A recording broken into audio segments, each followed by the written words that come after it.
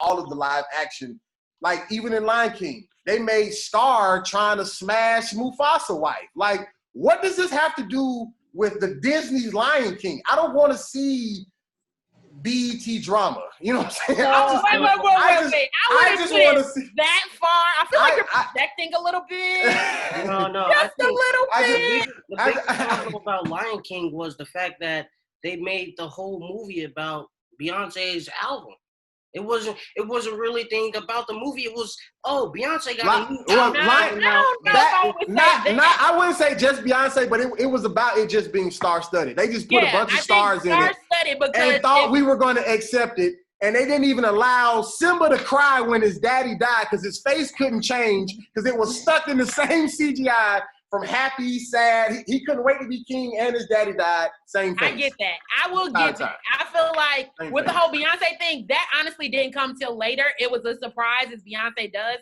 And her album didn't even drop until like the week of the actual movie. Nobody knew it was coming unless you was like in the industry and heard. Hey, you can't talk to Beyonce. You can't talk to black girls about Beyonce. They gonna defend her every time. Well, I mean, they ain't gonna let you get a word out now. That beehive will attack you now.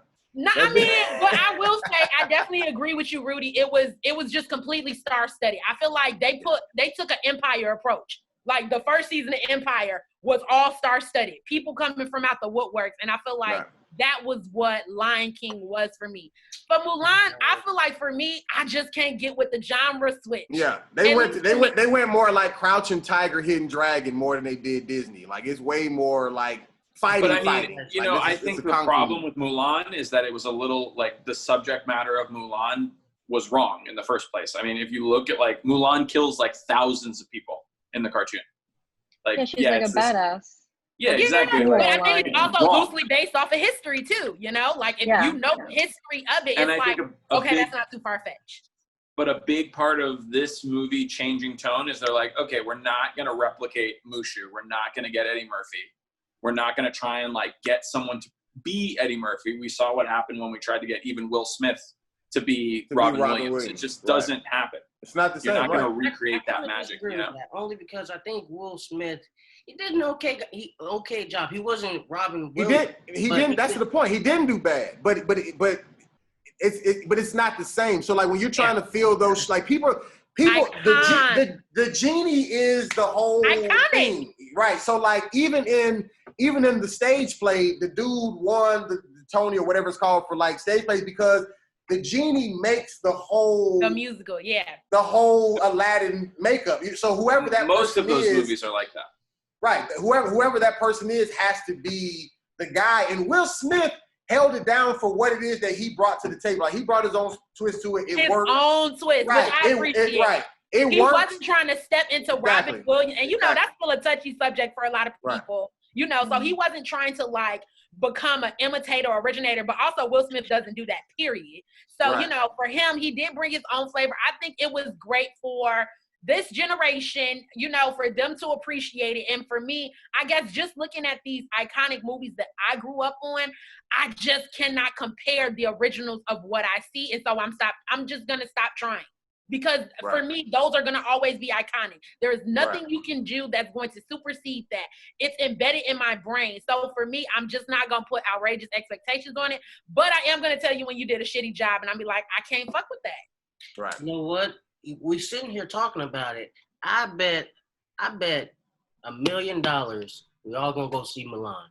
I bet. No, I won't. So I can that's say what that I was right gonna now. say. I'm not paying for it. Like, did you go? Like they make these movies. I was gonna say that they make these movies because like it's so much like they know that people are gonna go out and watch them. Like if they make original movies, they're not making as much money as when they make remakes because it's like people like it's just like what people's behavior.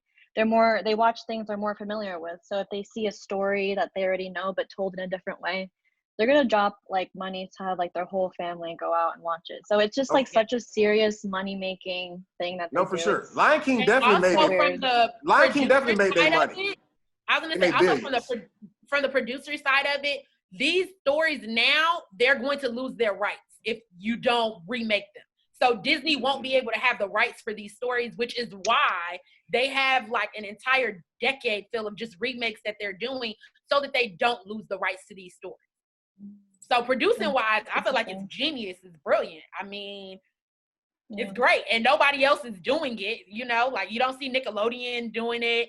You know, you don't see Paramount doing it. You know, Disney is this, I mean, majestic powerhouse that can do it, and they've started a new wave of it. Now, is it gonna be great? No, because like I said, I'm not paying money to see Mulan. To me, it's trash. I hate that they changed the genre.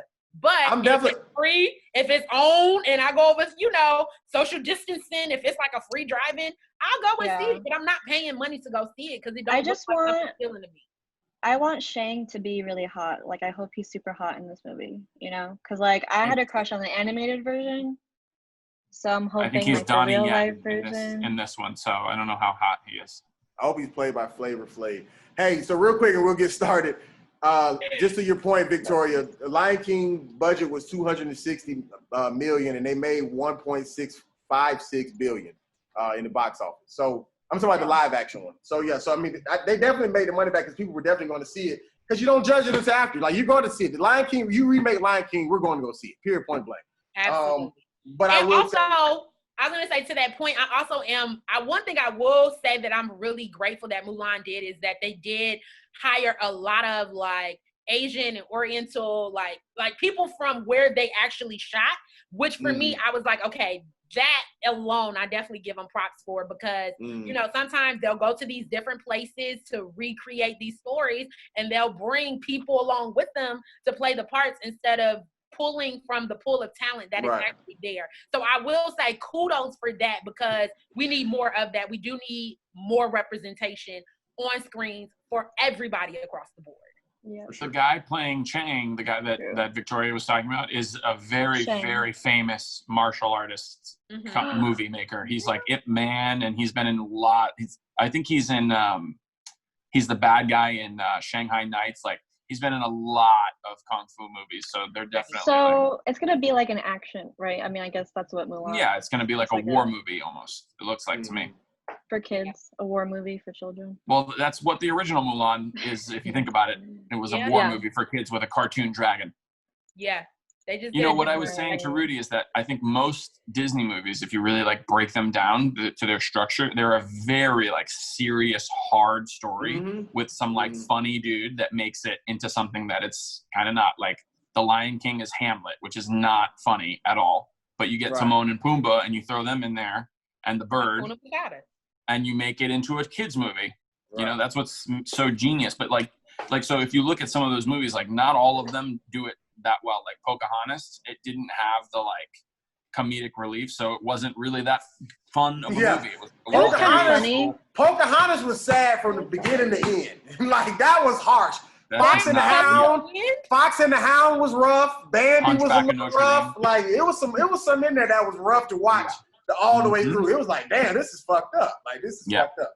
What you have to do is give Disney, I'll say this last thing and then we can start. You gotta give Disney its props, because how they originally started was they basically were stealing stories from other films. Fairy tales. And fairy tales as well. And they just brought it to. They weren't. Well, let's be careful with context. They weren't stealing them. They were stealing them. They were using them. I'm sure they weren't in. It was probably in the public domain. You know what? They were doing whatever Coca-Cola does with Santa Claus. They're just like branding it. Sure. But I mean, the saying is, if you great artists steal.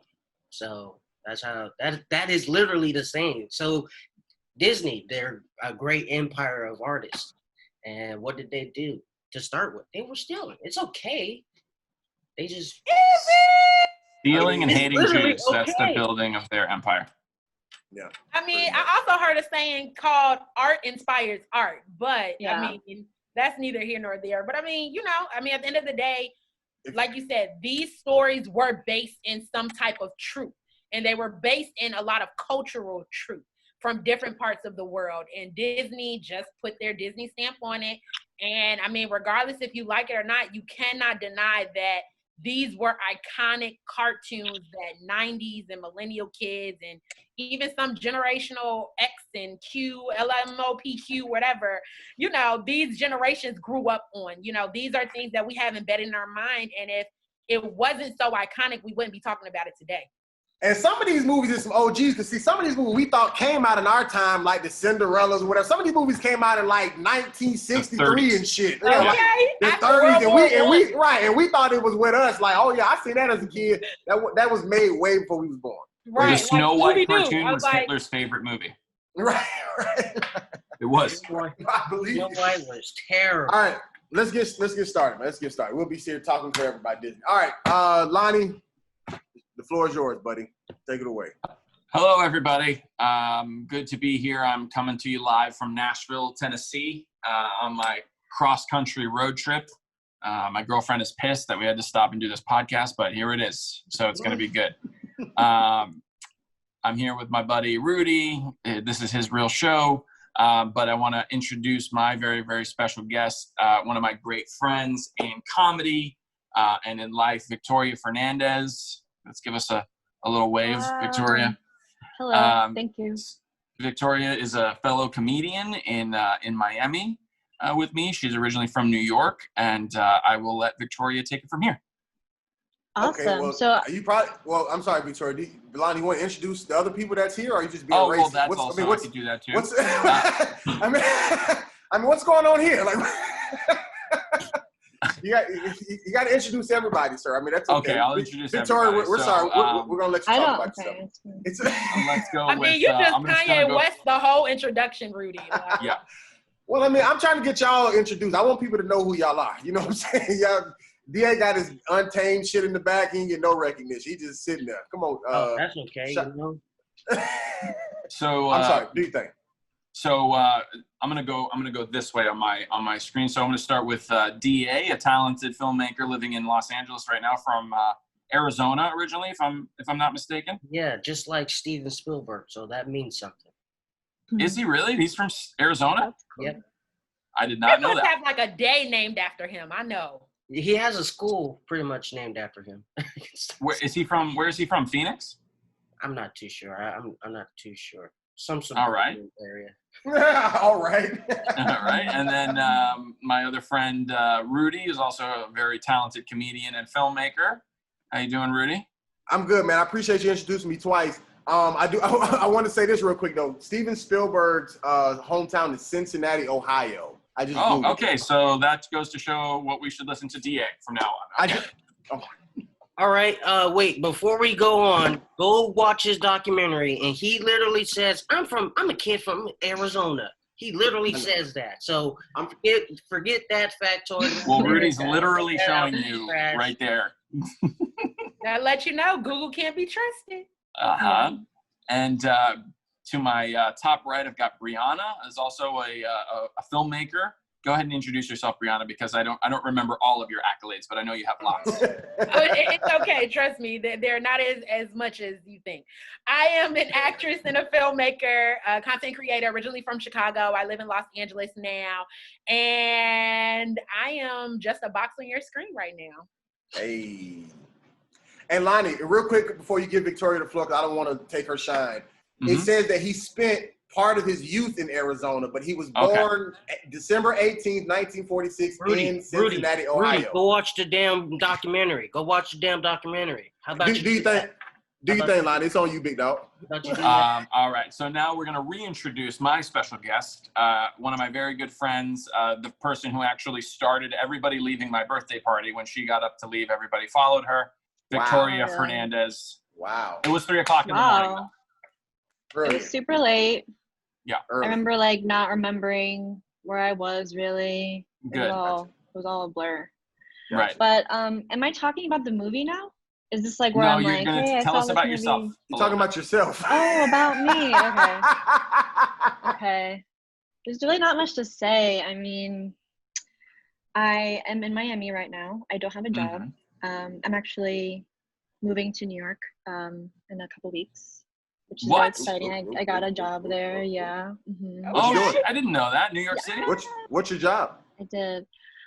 It is. I'm gonna be working in customer service for this company that I worked for here. That I've been furloughed for like a long time. Gotcha. But yeah, so I'm gonna be. Victoria? I'm sorry. I'm gonna be moving to Long Island City, and then I have to commute into work. But yeah. To Manhattan. Yeah. Okay. It's gonna be a thing. Dolo by yourself? I am. Yeah. Gotcha. A lot of the adults in my life are like not happy because they think it's like a horrible idea to go to New York now. But I'm like, how come? Because of coronavirus? I think because of that. I know, right? There's always something going on, and but also because like a lot of places aren't open. Apparently, there's like more crime. Definitely. But I mean, there's more trash. More confusion. More of. I don't know much about Long Island like that. I never really spent time in Long Island, so I couldn't even tell you honestly. I don't know what goes on in Long Island. So it's not. It's Long Island City. Even there, which is different. I don't know much about it. You don't? Okay. Yeah. Well, you can Google it. I don't know if you think she's not telling you shit, Rudy. You Google it. You I mean, geez, you gotta watch a movie, Rudy. You gotta .com. Well, it was. I mean, I wasn't that interested. I was just trying to say I cannot confirm nor deny. Right. I just didn't know if you wanted me to give you more information, and I was like, I just don't want to do that right now. So. That's why I said what I said. She doesn't want to be interviewed, Lana. She just wants to talk about right. Right. I just feel like, I haven't been doing much, you guys. I've been so lame these past 6 months. Yeah. I would feel say that. The year and 6 months I've known you, you've been pretty. But that's just me, Let me ask you this though. Do you, what's your I guess fascination when it comes down to films? Like, do you want to be in films one day? You want to make films one day? Do you just like watching them? Are you would you consider yourself a movie head? Like, what's your connection there? I would, yeah. My family, we always just watched the best movies growing up. My sister's husband works for Marvel, and so they're super into movies, and we always talk about. You're just gonna go past that, huh? You just. I know that was I should have led with that. My sister's husband. What does he do? What does he do? I know. Well, he's actually in London right now working on the new Doctor Strange movie. So he works as like an assistant to one of the president there, and so now he works as more like a producer on set. His name is Benedict Cumberbatch. He's the main character in the film. Bro, That's I wish Victoria's I was him. I love Gotcha. Imagine I just completely straight up lied to you guys. That'd be so weird. Because we're hanging on by bated breath. We just right. She's like, and then Mel Gibson is my uncle. I go over there sometimes. Right. Not really. But nothing's really interesting about me. I don't have anything to talk about. There's nothing like Leonardo DiCaprio's my god brother. Right. Jeez, can I get invited to Thanksgiving? Yeah. But that's the only thing. I want to one day, my ideal role would be someone's best friend in a movie, like a girl best friend where I can be like, that's what I want in my life. You want to play someone for your life? I want to play someone's best friend in a movie because I feel like are you going to be the friend? Are you going to be the sassy friend of a girl, or do you want to be the no nonsense advice giving girlfriend of a boy, girl best friend of a boy? I think I want to be a girl best friend of a girl. Okay, so you want to be the sassy, maybe the little bit more slutty friend of the main character. Why does she have to be? Are you calling me a slut? No, I'm doing movie archetypes. I'm doing best friend archetypes that exist in film today. I feel like we jumped. We went from best friend to slut. Lonnie. See, I'm picking up because you're not calling her a slut. You're just asking, does she want to play a slut on camera? Yes, the sluttier best friend what an opening question at an audition. Do you want to play a slut on camera? Would. How slutty can you be? when you. I kind of like, from 0 to a 10. It's like, right? How badly do you want this part? I feel like I would get like the best hair and makeup if I were to play that. Like, do you want to be the Samantha or do you want to be the Miranda? I want to be the friend that's like, he's a piece of trash. Fuck that guy. You know? Okay. I want to be like the angry one who's like telling her not to go with that guy. Okay. So that's the just what I slutty best envision friend. for myself. So the slutty best friend. Yeah, and like That's I'm the one who's like, don't commit to. There's so many people. The man eater. Yeah. Okay. Yeah. I could see so you I in that guess role. that would make me a little bit more slutty, probably. that is like a Samantha, Sex and the City. Yeah. Yes. Wow. Thank you for that, Lonnie. You're welcome. I'm a genius, so feel free to. I'm actually a therapy session. Like, I'm actually glad Lonnie was here to give that reference because I've never seen that show, so I would have never thought. I'd have been just pulling from probably some other shit. I couldn't even have given you that, so that was good, Lonnie. I appreciate so girls trip, right? So you got the Tiffany Haddish character is the like crazy slutty one. See that? But that's why he my nigga though. You know what I'm saying? He know how to translate between both. Like he can speak to Victoria and he can talk to me. You know what I'm saying? Everybody needs a Lonnie in their life. A Lonnie. You know what I'm saying? That's what I'm saying. You feel me? That's but why Rudy, that means that like me and you have nothing in common. Well, that's why I didn't invite you here either. So let's be clear. So you have like nothing to say to me. I am what you guys have in common. I am the common denominator. Yeah. The Lonnie denominator. I think I'm okay with that. Nah, that's cool, man. So you want to be the best friend? I got you. Do you want to write that role for yourself, like and be on the production side, or you just strictly want to act? No, I mean, I've actually, I have a script, like a TV script I wrote like a year ago. I love writing. So I always am like, you know, trying to light a fire under my butt to write. I don't know. You know what I'm saying? Like, it's hard to like sit down and be like, I was going to say light a butt. I was like, what's the phrase? It's light a fire under my butt. Light a butt under a fire. Light a butt under a fire so I can write. And just sit down. Yeah. So, you know, is there any feedback from the creative people here on how to get motivated, or, you know, for me, it's kind of like, I know, but it's like, you can have an idea, but yeah, but I don't know. Honestly, if you don't sit down and just write, then there's no opportunity to fix that writing or develop it even further. I think, like, because me and Rudy we're working on our first features. One of the biggest things that I set out to do the first semester we started writing was to finish the first draft within like 2 weeks, and I did, and it was shit. But then I started to work on it and develop it more, and then it starts to turn into something like, oh my gosh, this is a great movie. Yeah. I think one of the best piece of advice that I got once I like really started taking development and writing really seriously and knowing like, oh, okay, I have something for this, was someone told me that 80% of writing is rewriting. Yeah. It just is, and you're going to continue to do it, but in order to get to the rewrite, you got to write. And so, you know, just putting them goals out there, and I write every morning. Like, that's one of the very first things that I do every day. And it helps, and I can see the progress. And it could literally just be blah, blah, blah, blah, blah on a page, but you know, that blah, blah will turn into some words eventually. Right. So. Right.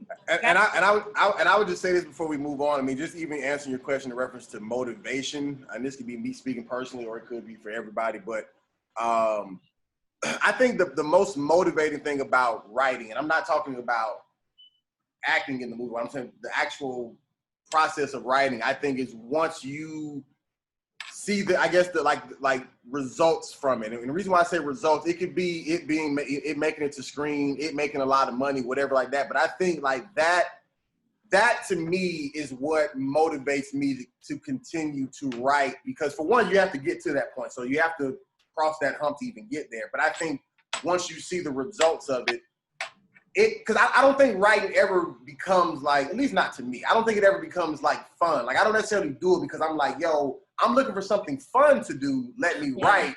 You know what I'm saying? But it's more or less like, yo, I got all of this shit in my head. I need to get it out type of thing. You know what I'm saying?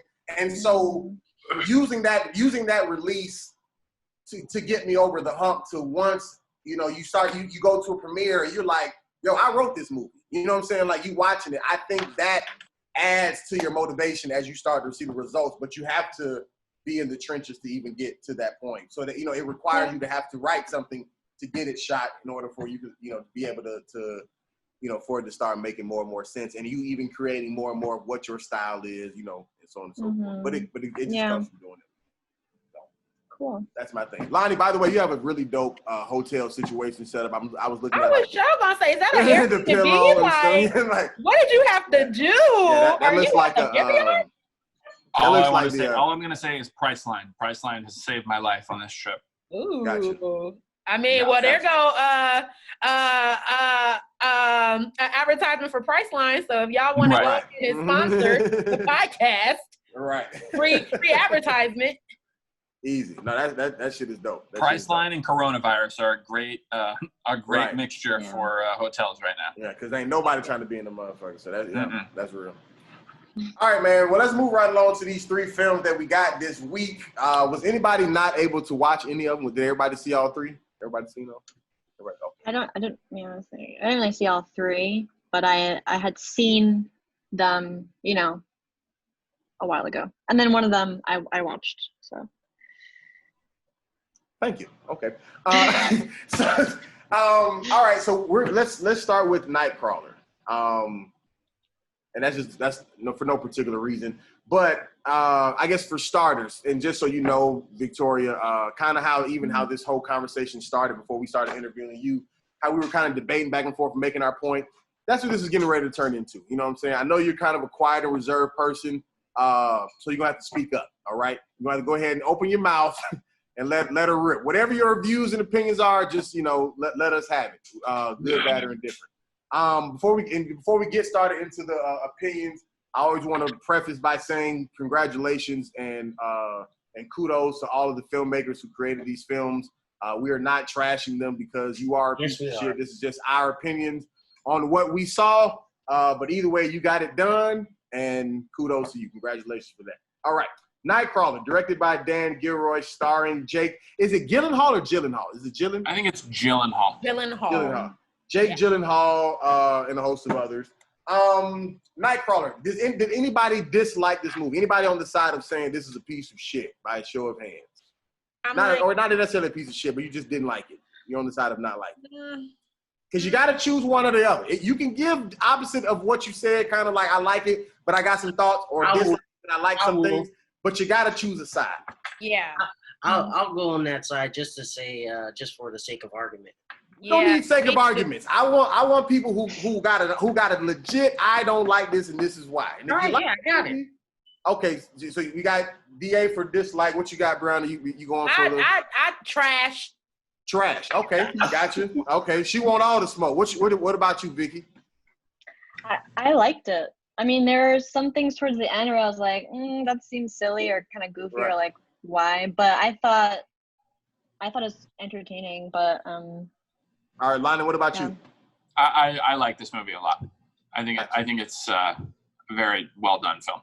I'm going to say this. I would choose the side of liking it, but I'm going to say this was by far. This movie was the most different out of all 3 that I thought what I was going to watch. Like out of all of them, I kind of had a preconceived notion and it kind of hit it. This was completely different than anything I thought I was going to watch. Like I didn't know what to expect, and it took me for a loop.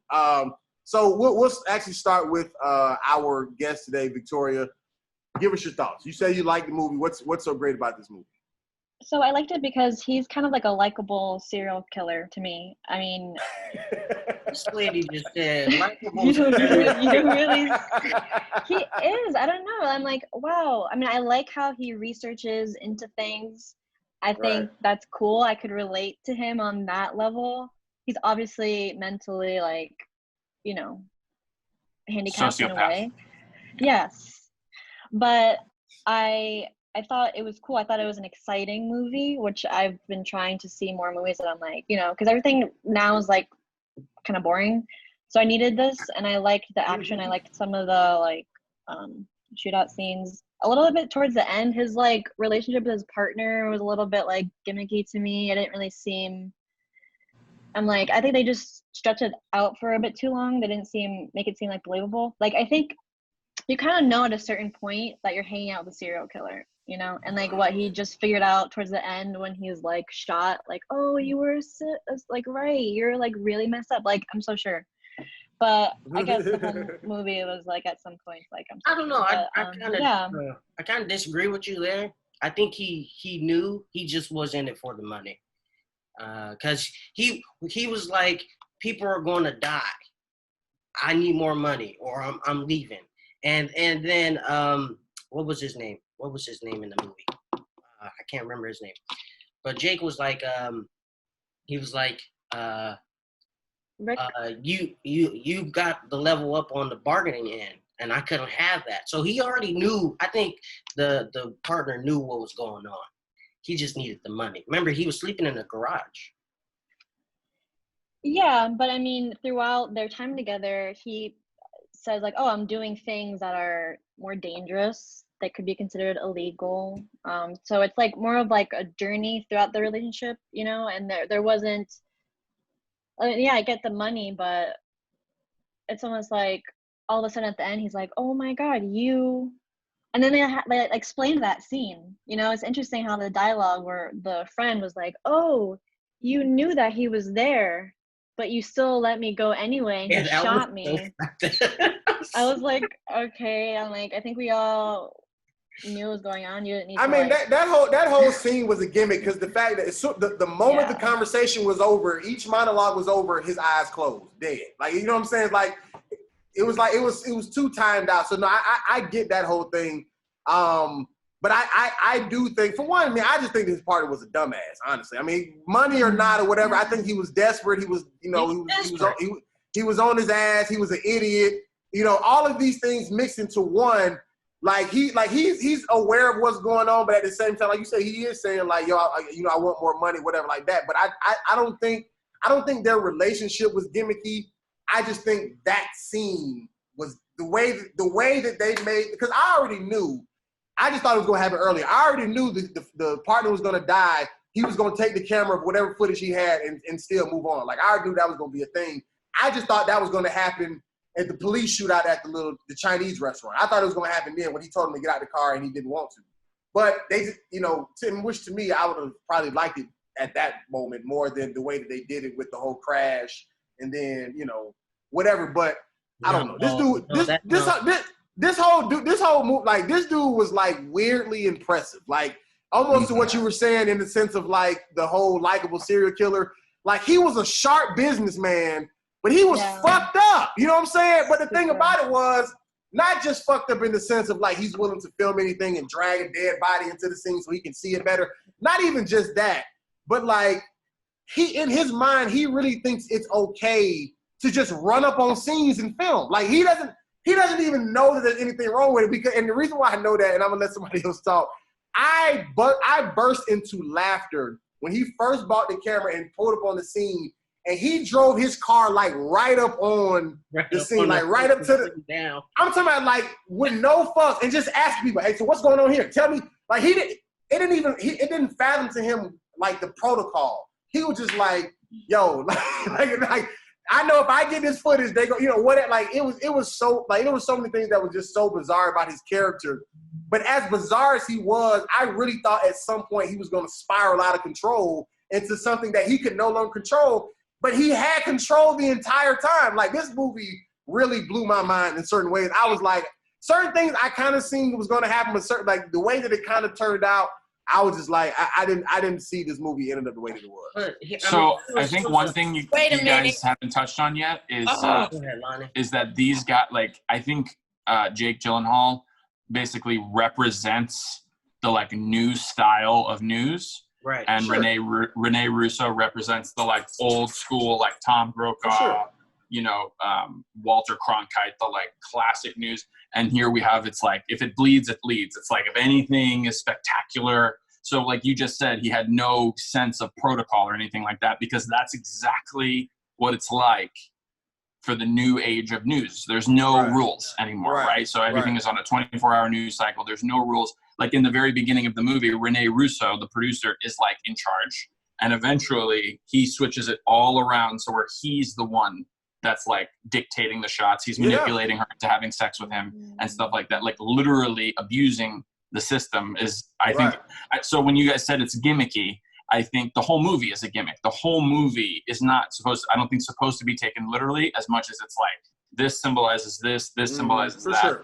This is the current state of our news, is people like this, which are really sociopaths that are just like trying to just show carnage and damage as much as they possibly can. And even as and I'm gonna let you go, Briana, but even as building a system, like he literally did in an exaggerated version what it takes and what people do to overthrow companies or to build your own thing. Like because it was something he said in one of the monologues, like, I have to be willing to make a sacrifice to do what my competition won't or whatever. But it was some type of connection to him going inside the house and just filming the crime scene or whatever. Like, he knew that people weren't going to go that far. You know what I'm saying? But he knew that if he could go that far and still get away, get away with it and present it, like, he was proud of that work. Like, yo, no, this is the company. Like, I want you to, don't just say I'm just here. Address what it is that I'm doing. And that, in an exaggerated version, is what people do when all of a sudden you hear about it. You like, yo, what's a TikTok or what's a Zoom or what's a whatever? And I'm not saying that they did this, but I'm saying companies or whoever come out of nowhere because they infiltrate. They're not just waiting their turn. They're taking it. You know what I'm saying? And and he even did that, even using the whole media thing. Brianna, go ahead. I'm sorry. Thank you. I will say this character was one of the most disturbing characters I've ever seen in film history. From the actor's point of view, I understand the character development. I think the character development was on point. I, for one, love Jake Gyllenhaal. So for me, in my book, he can't do any wrong. And ironic enough, I actually know people very, very much like him in the entertainment industry. And not only have I met one person, but a few people like that. So a little bit, I understood the psychology of it. However, for me, I feel like the writing was underdeveloped. I feel like the characters were underdeveloped, except for the main character. Going back to your point, Rudy, about the spiraling of it, I would have loved to have seen that. For me, that would have been very much more engaging. It would have been much more entertaining for me to see that spiral moment and him come back from that than for him to have control. Because if you're talking about the psyche of it, these people will not maintain control for the rest of their lives or for the rest of their time. That's not realistic. And for me, I feel like, you just missed the boat on that. And to not even include that, not even see him getting ready to spiral out of control, not even seeing him go to the edge a little bit, I'm like, what the fuck? Like, what are we doing here? And on top of that, I will say the cinematography was amazing, especially the camera angles. I definitely think, going to Lonnie's point, it went back to, where we are in terms of receiving our news, receiving those people who get to the top. They don't wait. It's that adage of like, yo, instead of asking for permission, I'm going to ask for forgiveness. I got that. But I would have got that if this was a short film, not an entire film. So for me, I feel like the writing, none of the other characters had a transition moment. None of them had a turning point. Like, I mean, it wasn't, and it doesn't have to be drastic. I feel like that would have been more gimmicky or on the nose. But most of the characters were at the exact same position at the beginning of the movie, I feel like, as they were at the end. The only person who changed slightly was Jake Gyllenhaal, but you can't make a movie out of just one character. If that's the case, make it a solo film. Don't put other characters in it. I disagree with that. I don't think he changed at all. And I think that was he changed. Huh? He changed because he wasn't as confident like he was at the end, like he was in the beginning. I feel like he was. It was subtle. It was subtle. They showed him getting ran over because remember he did a lot of bargaining all the entire time, which I thought was a brilliant scene inside of the store when he was riding the bike in the circle and he was riding in a circle while he was talking in circles at the same time. Like that was who his character was. Like, and people could always talk him down because he didn't have any value. Like he was just trying to look. This is what I found. Oh, I rode this 10,000 miles or whatever, blah blah blah. But once he started realizing that, yo, I have something that you need. Like lady, you need me. Like you need your ratings to boost up. Like I've already done the research. Y'all are suffering. But you know, and even especially during the time that you're the manager of. But if I give you this exclusive content, your ratings will boost. You now need me, so I now can control the bargaining back and forth as opposed to everybody else in the beginning who was able to talk him down. So I agree totally that he definitely changed. He grew a pair of nuts before the end of the movie. But I don't know if it's that he grew a pair of nuts or it's that he just realized his power. His power. Which is like, thank you, Lonnie. Oh, exactly. That's growing nuts. That's what I'm saying. He realized, or maybe he didn't grow them. He just realized they was down there. However you want to point it out, but there was some nuts hanging that wasn't hanging as low in the beginning of the movie as it was at the end, is what I'm saying. Like there was a difference. There was a difference. Like he realized that he had what they wanted, and and that means that he had the control. Like to the point where he was literally able to make Rene Russo like do sexual things with him that she didn't want to do. I don't know. Yeah, that was like a little subtle thing in the movie, but she wanted to when he brought her that footage, and she was mad at him, and then. But that's not what I'm not gonna talk about that. I was gonna piggyback off of Brianna's point that this movie didn't really push him to the edge. I felt like this is kind of similar to what is it called? Gems? Uncut Gems. Uncut Gems. Where we see Adam Sandler, who is already this bad person, go all the way over the top with gambling, and he gets there, but then he dies. And this movie, it's okay to be spoiler alert. It's okay to be a thief and whatnot, thief and steal, and you get away with it. I felt like I think that's the point of the movie. I think the point of the movie is they're saying that the people that are producing our news right now. Yeah, no, I don't think that's the point of the movie. I don't think that's the point. I definitely get where they were going, Lonnie, and what you're saying, but it could have been done in a 10-minute short film. It's not even an hour and 47 minutes. Come on, yo. It's not the fact that how long it was. But it's the fact that I really feel like he didn't change. He was still that person who was always negotiating. Yes, he started growing balls, but he was always still negotiating. I feel like if I compare this to like Wolf of Wall Street, which I feel like has definitely similar themes in terms of like the power, going to the edge. I think that, those are very similar, but I feel like, if I compare it to like Wolf of Wall Street, I finished that movie and I'm like, damn, that was a great hour and so. This, I was just like, next, let's go. Like, I mean, what did I get from this? Victoria, what did you say you thought the point of this movie was? Well, I think that there are a lot of people who, I don't know what this guy's deal was, but I feel like it wasn't just the fact that he was a serial killer. I think he was a very smart man, maybe like some autistic thing. I think there are a lot of people in this world who are very smart and who find themselves in power, and they find ways to like utilize their skills, and it's acceptable because we live in a democracy, So I think the point of the film is like, what he was doing was bad, but I don't think it's like right or wrong type of morality movie. I think it's just like, I think there are people in this world who get to like entertain parts of themselves in money grossing ways.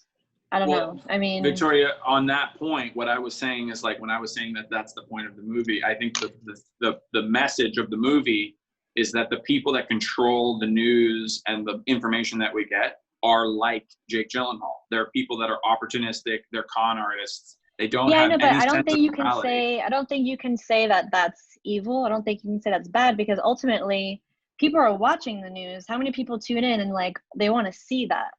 Like you're gonna say. Go ahead. I'm sorry. Go ahead. I don't think that. I'm trying to like think of it. I don't think like. I mean, those are real jobs that happen right now. People film, they self-film. That's a job. A lot of people make money off of that. So I don't think that part of the film is saying like, this is bad. No, that happens all the time. I think that's fine. I think just like his brain and the fact that he's a freaking serial killer, like that's where the story comes in. But I don't think it's about like, oh, the news and they're taking advantage. It's like, that's what their jobs are. But hold on, Lonnie. To your point, Lonnie, for one, let's stop calling him a serial killer because I don't remember one scene where he killed anybody. Okay, he was disturbing. That's what I he was listening. Guys. He was listening out for crimes, and then he would show up and film the crime regardless of how it happened. And then once he realized that, okay, boom, I have these people on camera who committed this crime. I'm now finna set them up to be arrested. He's setting that up so he can get the footage of the arrest or whatever on camera or whatever happens. But he's not out here. Does he not kill someone in the beginning of the movie? Does he? Well, he like beats him up and steals his watch. He kills him. He That's kills not him a serial later killer, on. though. Yeah, I know, but he kills him. The first time we serial, see him, though. he I know, but my point is like, and then we get to see later like, oh, that was a cop. He killed a cop. And we see later when he's watching the TV, like, oh, this cop was killed. They think it was by one of their own. My point is that the first time we see him is when he kills someone. So automatically we're thinking, all right, this guy is a little weird. And then later we kind of realize like he lets people get, he kind of facilitates. So yeah, I don't know if like serial killer is the best term, but like I think he's definitely a sociopath with violence. Yeah. He's definitely has no sense of I do think he's crazy, but I still think that to your point, Lonnie, it definitely I don't even know if Lonnie, I don't know if you were saying this or not, but to agree with both of y'all, I don't think that it was necessarily saying that the style of how they get the news is a good or bad thing. I think that it was more, but I do think it was about showing, like Lonnie said, the old style, the new style, and whatever that mesh was, whatever. I do think it was a pulling back of the curtain to reveal, like, this is what Nightcrawlers do. It almost reminds me a lot of a movie like a Taxi. Like, it reminds me of, like, if you're out on the street at nighttime or you're in the mix of it, like, this is, and you want to beat the other cameras there with, like, you have to go to the extreme drive. He went and bought a muscle car, fast car, so he can haul ass. He's not trying to drive no slow van. Like, he's trying to get there, whatever, by himself. You get the little dude who needs you. Because he's trying to hire somebody when you are trying to hire yourself. You know what I'm saying? That's why he tried to do the whole internship thing and blah, blah, blah. Like, even when they walked into the news station, you see Nina editing the news with somebody. Okay, cut this out. We're going to paste this together. Like, they're showing, like, yo, this is the manipulation that happens when a story comes together on the news. Like, they're showing that for a reason. Like, that, like, so to me, I don't think they're necessarily saying it was good or bad. I do agree with that. But I do think that theme, tone, whatever you want to call it, I do think that was a big part of it. And I also think his moral compass, of course, I feel like this isn't far-fetched in saying was off the charts. Like, he had no moral compass. And I think that's very much, a part of just kind of the society we live in today. I mean, when you talk about someone who shows up at a crime scene and moves a dead, bloody body, you can't say that there's a moral compass there. Well, but that's different though, because he's a sociopath. So they don't have. But sociopaths, regardless, everyone has a moral compass. It can be at 0 or it can be at 100. But regardless, sociopaths, that just means that their moral compass is low. Like, for me, like I said, when I saw this character, and by far, I feel like there is a brilliance to him. But in my mind, I automatically thought about 3 people that I know who literally reminded me exactly of this character. And I'm like, I got it. Boom. All right. Now, did I need an hour and 47 minutes in order for this story to unfold? No. I feel like the medium itself, I was like, I wish they would have done more with the development of it. But in terms of the acting of it from the actor's point of view, because my background is acting, I definitely think Jake Gyllenhaal dealt with the lemons he was given and made margaritas. One last thing I want to say about this is, like, I don't know if you guys, I'm sure you guys know this, but you know, the time that we are all born in, we've kind of all grown up in this sensationalized news period. But you know, in the 70s and the 60s, that's not what the news was. The news was 1 hour a day. It was some guy in a suit that was presenting like all of the like biggest stories in the world. You weren't seeing like, did you guys ever see the second Anchorman? Did you guys ever see Anchorman 2? Oh.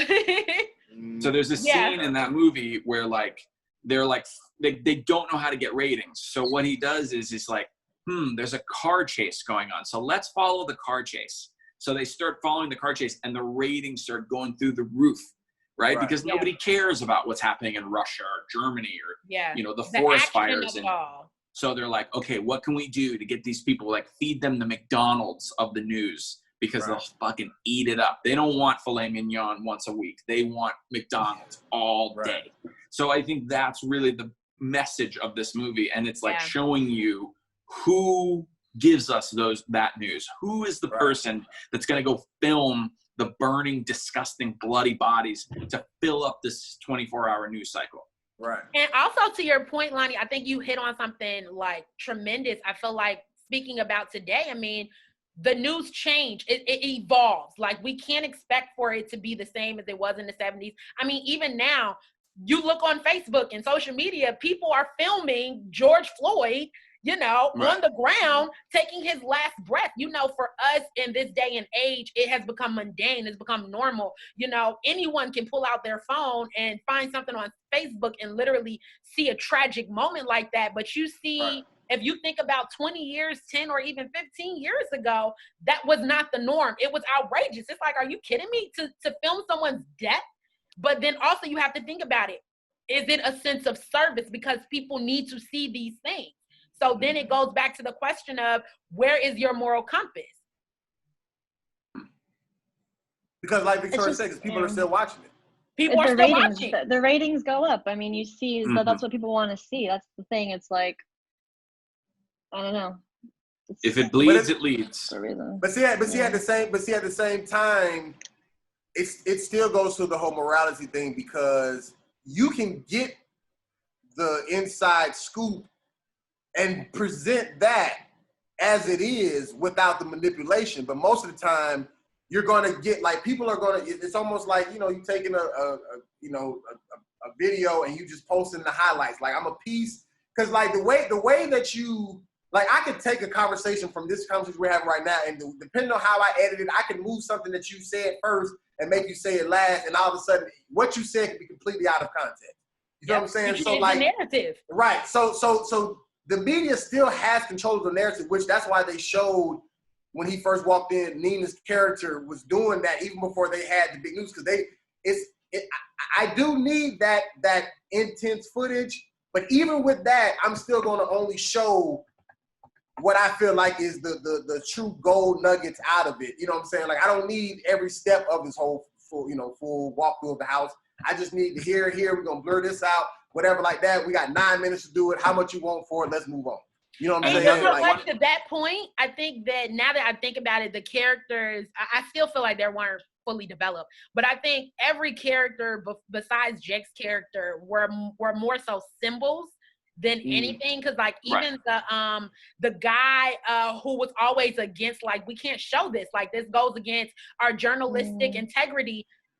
That's exactly what he stayed with the entire time. His tone. That was his only point. That was like his only point of his role. So when I see it, no, that's not a character. That's just literally a symbol. So when I think about it, I'm like, okay, in film, do I want a symbol or do I want a character? I want a two-dimensional character. You know, one last thing I wanted to say is that, you know, the part where he calls the police and gets the police to come, you know, part of a true journalist is that they have no effect on the story itself. They would have no, you know, so like think of an example as like if an animal photographer is filming some small little animal and it's about to get killed, but they could go in and help it. They're not going to do that. You know what I'm saying? They're not going to affect the story in any way. They're just they're just there to film. So that's showing you how Jake Gyllenhaal is like exploiting the news. He's not a journalist. He's not he's a sensationalist. He's like he's making the news. Like he is creating the story. He's playing the role of God. Wow. But they did consult a lawyer, and I mean, journalists can be sued for libel and slander. So I mean, there are like standards. Maybe this movie is trying to explore like, oh, what's the line? Like, when do you know if you crossed it? Because he was definitely lying his way out of stuff. It's not like he was just being, truthful about whatever. Like he was definitely doing. He definitely crossed the line in reference to like legality stuff or whatever. But he never. I mean, he never reached the point of losing control. Like he was always in control. Like that's one thing that didn't change. Or at least once he got control, once he realized his control, like it just kept intensifying. He knew exactly what he wanted, how he wanted it, what he wanted to be called, what he wanted from there. And if you wasn't a part of his plan, he would get you the fuck out of the way. He was definitely systematic. And I think that's like I thought the movie was good, but that was the biggest problem I had. Like I guess I wish I would have seen him cross that line of going too far and everything crumbling down in front of him. Kind of like Uncut Gems. There was no like all is lost, dark, nothing like it was just. No, it was just a straight through movie. It was like ending shot of the two vans going in two separate directions. Got it. Okay. Each scene got more and more intense, and you were thinking like, okay, this is the time he gonna fuck up. Like he gonna either get called or the police gonna finally. Like he always, like no matter how long you heard sirens, he always got out of there before it was too late. Partner dead on the ground, whatever like that. Like he took a long time talking to him, grabbing the camera. Like it was a whole thing. There was never a time police walked over and was like, yo, what the fuck? Did you kill this motherfucker? Nothing. You know what I'm saying? Like he just got out of there just every single time. And then even when he cut out like I'll say this, even when he cut out the ending mass shooting scene where he actually, zoomed into the faces of the mass murderers, I was like, okay, so, all right, he took that out of the clip. Like, is he going to use this now as further exploitation? I was just like, it was so many things for me as a filmmaker and writer. I'm just like, yo, you just literally just let the fruit fall. Like, that's low-hanging fruit. Yo, this should come up later in the development of the story to further move forward his exploitation. And I'm just sitting up here like, all right, so you're just going to let that freaking slide. Okay, got it. Why? Yeah, especially with the whole crime scene thing. I mean, because, one, they'll find his footprints. They'll find his fingerprints. Thank you! Yeah, he was all touching the wall and shit. And then the whole time during the car chase, he's right behind the police. Like, what the hell? A police, I'm most definitely sure that would not happen in real life. Oh, it wasn't. Yeah. Not at all. Not at all. Yeah. That was a fantasy land. And he's fucking driving like Vin Diesel from Fast and Furious. Like, he's just whipping and then turned into like an action scene at one point. Yeah, I was just like, oh, okay. I mean, like I said, I thought the movie was good, but there were like a couple missed opportunities, if you want to just say. That's good. It didn't reach its full potential. Who chose this? You chose this, DA? This is your movie? No, Victoria. Oh, Victoria chose it. Gotcha. Not like it was bad. I didn't choose this. No. I just can't remember. So just real quick before we move on, Briana, would you suggest anybody watch it? Would you recommend this to anybody for whatever reason? From just the movie point of view, no. I think from the acting point of view, yes. Because I think that there's a lot of things that actors can take from Jake Gyllenhaal's performance from different scenes, especially as an actor. Because I was breaking down the psychology and I was just like, yo, like these are really some great gems that I could use as an actress. Mm-hmm. Gotcha. What about you, Lonnie? Oh, absolutely. I would definitely recommend this to anybody. I mean, the cinematography of it is great. It's a very like cool movie. It's very stylish. It has it's like its own identity. Definitely would recommend it for sure. All right, Victoria. I would. I think it's I think it was very original. I hadn't seen a movie like that in a while, and I'm always looking for new things. I mean, so yeah, I would. BA? Yes, I would. I don't want to give an explanation. Everything. Okay. And for me, I would as well. I think this movie, if nothing else, is definitely very entertaining. I was never not entertained by whatever was going on. Like it was sure. It was very entertaining. Even parts that were comical to me, because I was just like, yo, this dude is out of his fucking mind. But yeah, so I think nonetheless, I would definitely tell people to check it out just because what's crazy is I wouldn't have never just watched it on my own. And I was even thinking, like, I wonder like what this trailer was. I need to look at the trailer and see how did they promote this, because it was just a lot going on in that movie that I don't know if I would have seen the trailer and I would have known this is what I was going to get. You know what I'm saying? I remember watching the trailer for this movie and thinking it was going to be similar to Drive. Like I thought it was going to be a similar, like, like cool, stylish, and in many ways it is. It's like, it's in LA. It's a driving film. There's lots of driving scenes. They had great locations. My God, some of those shots were just so freaking amazing and magical. I was just like, yo, this is hot. Yeah. And Jake Gyllenhaal just is like, even just some of his like facial expressions and his mannerisms, and he's one of those guys that he really becomes the character. He's not just Jake Gyllenhaal in every movie. He is that character. And in this movie, it's probably one of his most distinctive roles, where he's like, that scene where he's like, like that, and it's just like, holy shit, this guy's insane. This is a fucking lunatic. Yeah. He's super cringy sometimes. Yes, so cringy. Very like, ugh. Jeez. Sleaze, just a fucking sleazeball. Yeah. For actors, it was so many gems. I was just like, I'm taking notes, like for my acting class. Like, okay, cool. Cool. Yeah, I feel like as an actress watching it, I was like, yo, he's so freaking brilliant. It's insane. Yeah. No doubt. All right, moving right along. Let's go to the number one movie on Netflix, Project Power, starring Jamie Foxx, directed by two directors, actually, Henry Joost and Ariel, that's Schulman. Henry Rell are there. Who suggested this one? Briana did. Oh, I did. Briana.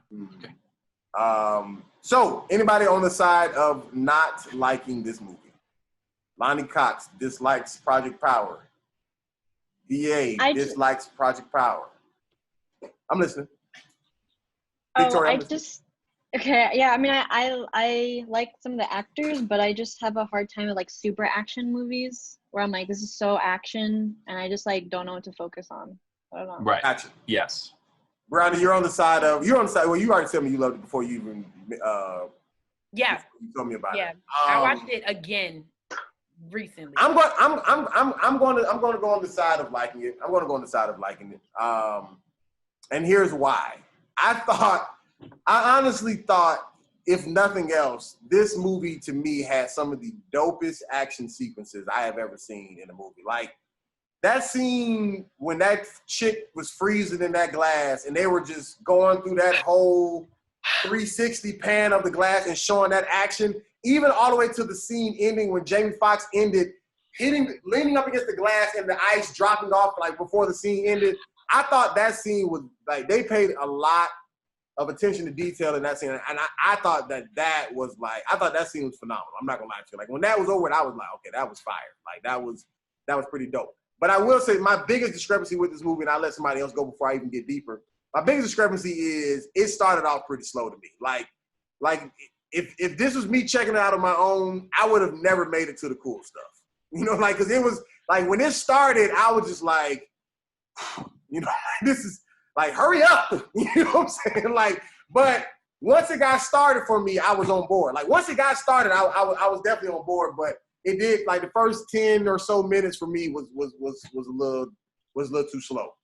But somebody else can go ahead, whoever wants to. I think my biggest problem with this movie was the fact that it needed more time, and not like the movie needs to be longer, Lonnie. I see your face. Because to me it was way too long. I think this would have been better as a TV show instead of a movie, because this is a whole new world that we're learning about, and I don't know about you guys. I love the world that they created and whatnot, and I just think that if it was a limited series, then it would have been. They would have more time to actually dive deeper. Jamie Foxx would have had more time to actually be himself. I felt like Jamie Foxx was a little off. Like, it was like Denzel Washington in Deja Vu, where he was just there for the money. I believe that too. But yeah, that's my opinion. I honestly, overall, I did think the movie was good, and I did enjoy it. I just felt like I wish I had more time to enjoy it. I thought that the movie kind of dragged on a little bit. I thought it was like a little too, like, I guess maybe it didn't drag on as much as it started slowly, like what Rudy said. Like, the first act was very like expository, which of course you have to do for you're world building, right? You're going to set up this world. But again, it's like this same thing that I keep having problems with these new Netflix originals. It's like, they're just setting them up for sequels, maybe. Like, if they do well, it's going to be a sequel. So we have to kind of leave it open-ended. And like Jamie Foxx, even in this movie, they're like, basically at the end of it, they're like, so are you coming back for the sequel? And he's like, nah, I won't be back for the sequel. So it was just like, okay. I thought what I did like about the movie is I thought it was original. Well, I shouldn't say original. I thought that like the way they showed like the pistol shrimp scene at the end, I thought that was cool. I didn't like the ice scene too much because it was all like shaky. It was too shaky. I didn't know where to focus my eyes. I was like, what? That's what was fire about it. Like, because it was like, cause for me, like every time, you would almost see like a piece of it in between like some ice on the glass, and it was to me that was fire, bro. Right? Yeah, that's where you're like pretending that you're like a battlefield reporter, which is like cool. But if you're going to do that, so the classic, where that started, that style was started by Saving Private Ryan, right? So it was basically shown that like the whole movie, you're like this because you think you're a part of it. But Saving Private Ryan is filmed that way the whole movie, where you feel like you're the fifth guy or the third person. I know what you mean. And I actually hate when it's like that, to be honest. Like, because for me, the whole movie, I feel like it's just a bit too much. But for me, I felt like it was perfect for that scene, and only because I've actually acted in a movie where we had to do kind of like a flipping scene like that. I understand the difficulty of that. And so for me, the fact that they were able to accomplish that, I was like, yo, we just did like, honestly, like a 360 move, and it took us literally 4 hours to get it. And so the fact that they shot the entire miniature scene like that, I was like, this is so dope. And I felt like it was going back and forth in between like the action of it all. And I felt like at one point it felt kind of like of course, a superhero movie, but it felt kind of like a game. I feel like every point you guys have made, I feel like I agree with, except for the Jamie Foxx one. I don't feel like it was just, he was there for the money. I did agree with in terms of like the setup. Now that you guys mentioned it, yeah, I could see where it could be slow, and how they could have started it faster, especially with, seeing the trailer. And I mean, it literally is the conversation on all of my social media right now about this movie. But I loved it. I'm gonna be honest, I watched it twice and I loved it even more so the second time because of the subliminal messages about New Orleans. They put in a lot of stuff that honestly. Oh, I didn't think that was subliminal at all. I thought that was like. Well, really I mean, in terms of the. Okay.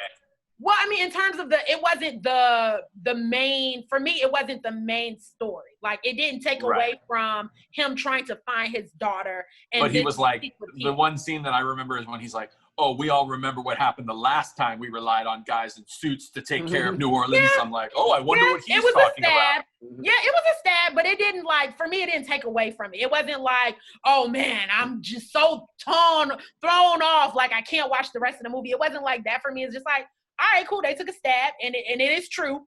Very true. But for me, it wasn't like, oh, this message about New Orleans and them doing it in this particular place took away from the actual message of the story for me. One, I definitely want to give Henry and Rail kudos for hiring a lot of local actors. There was so much diversity just in the background characters that I was like, yo, every film needs to kind of take a page from their book. You had people who were handicapped. You had people who were of all races and different diversity, which added to kind of that culture of New Orleans. So for me, I felt like the background itself was just really diverse. Right. Real quick. So you guys are saying you guys like Jamie Foxx's performance in this movie. I mean, I felt like it was cool. I felt like in the movie, it was, for me, because I know Jamie Foxx is older than what he is, for me, his age didn't show. I feel like sometimes when I'm not talking about his age, I'm talking about his performance. If you've seen Jamie Foxx act, this was half-assed Jamie Foxx. I mean, what are you looking for? Oscar performance? Like, what are you looking for? He is Oscar worthy. I mean, he is Oscar worthy, but I mean, what are you looking for? Let me make this point about Jamie Foxx. Jamie Foxx is a good actor all the way around, but Jamie Foxx is, if you want to put it in a category, an Oscar-winning actor when he is in a position where he can imitate somebody who is a real life person. Like when he has to reenact somebody who actually lived, that is when he is at his best, which is why he did Ray and whatever, Just Mercy and so on and so forth, the way that he did. Like he's going to always play those type of characters better than him taking this completely fictional character that was put in the movie and then whatever. So was it his best character in that sense? No, but I do think that, to me, I've seen Jamie Foxx worse in other movies, is what I'm saying. Yeah, I wouldn't say better or worse, but it's different.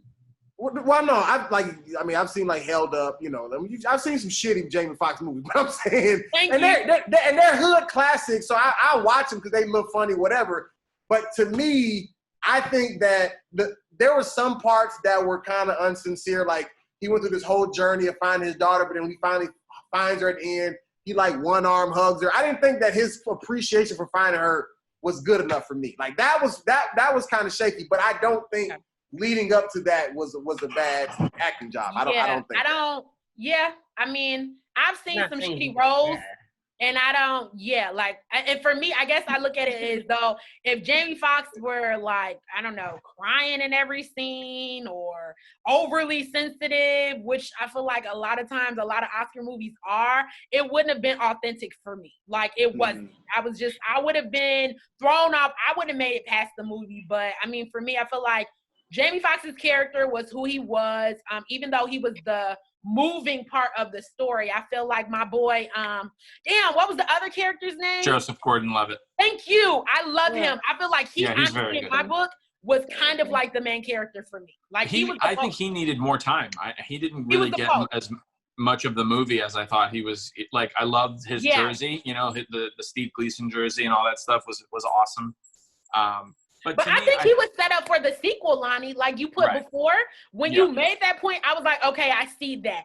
So like when I look at how Netflix does in terms of those sequel movies, they'll give the expository first film, and then after that, it like switches to, all right, now this is the story. And I feel like he's going to be the main force and the setup for it. So when you said that, I was like, oh, okay, cool. So if they do have a power too, I feel like he is going to be the one to blow the whistle.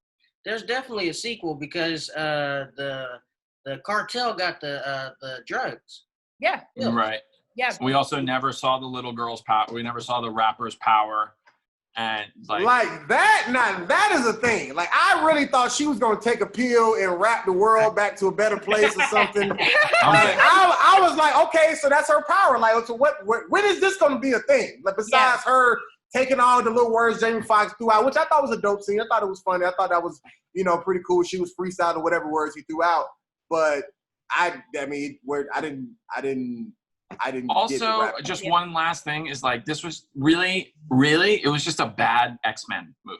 Like this was not, I don't know if it was like, it didn't really feel original to me. They were all like the guy whose bones like came out of his thing. I'm like, okay, that's Wolverine. Like I've seen this before.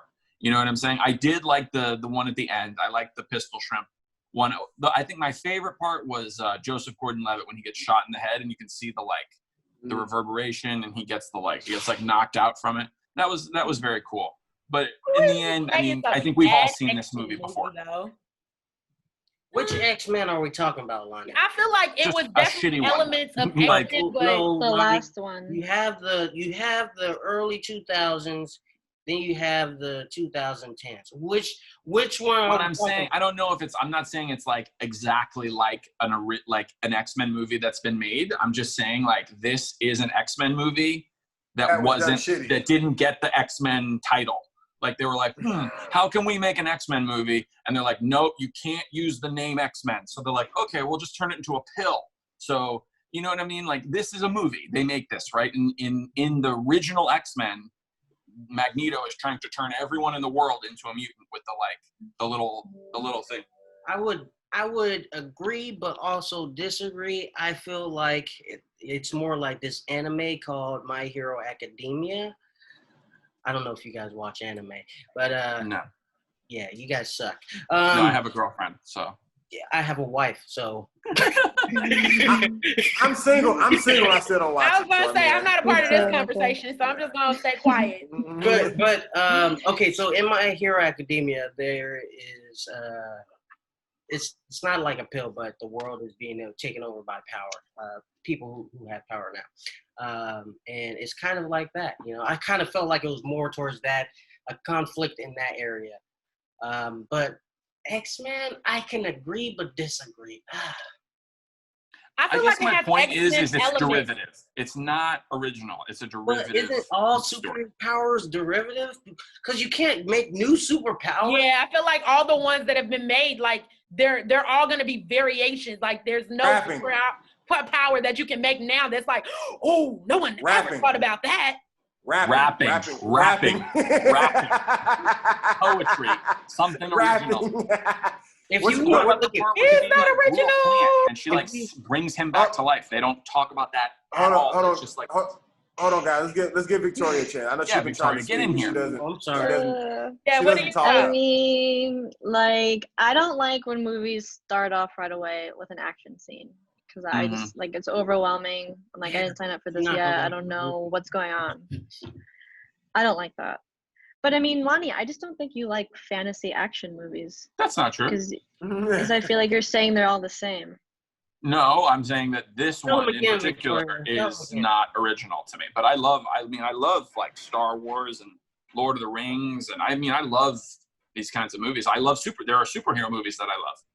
Is there any new? Is there any new superhero movie that you feel like recently came out that's original though, Lonnie? Within the last 10 years? Yeah.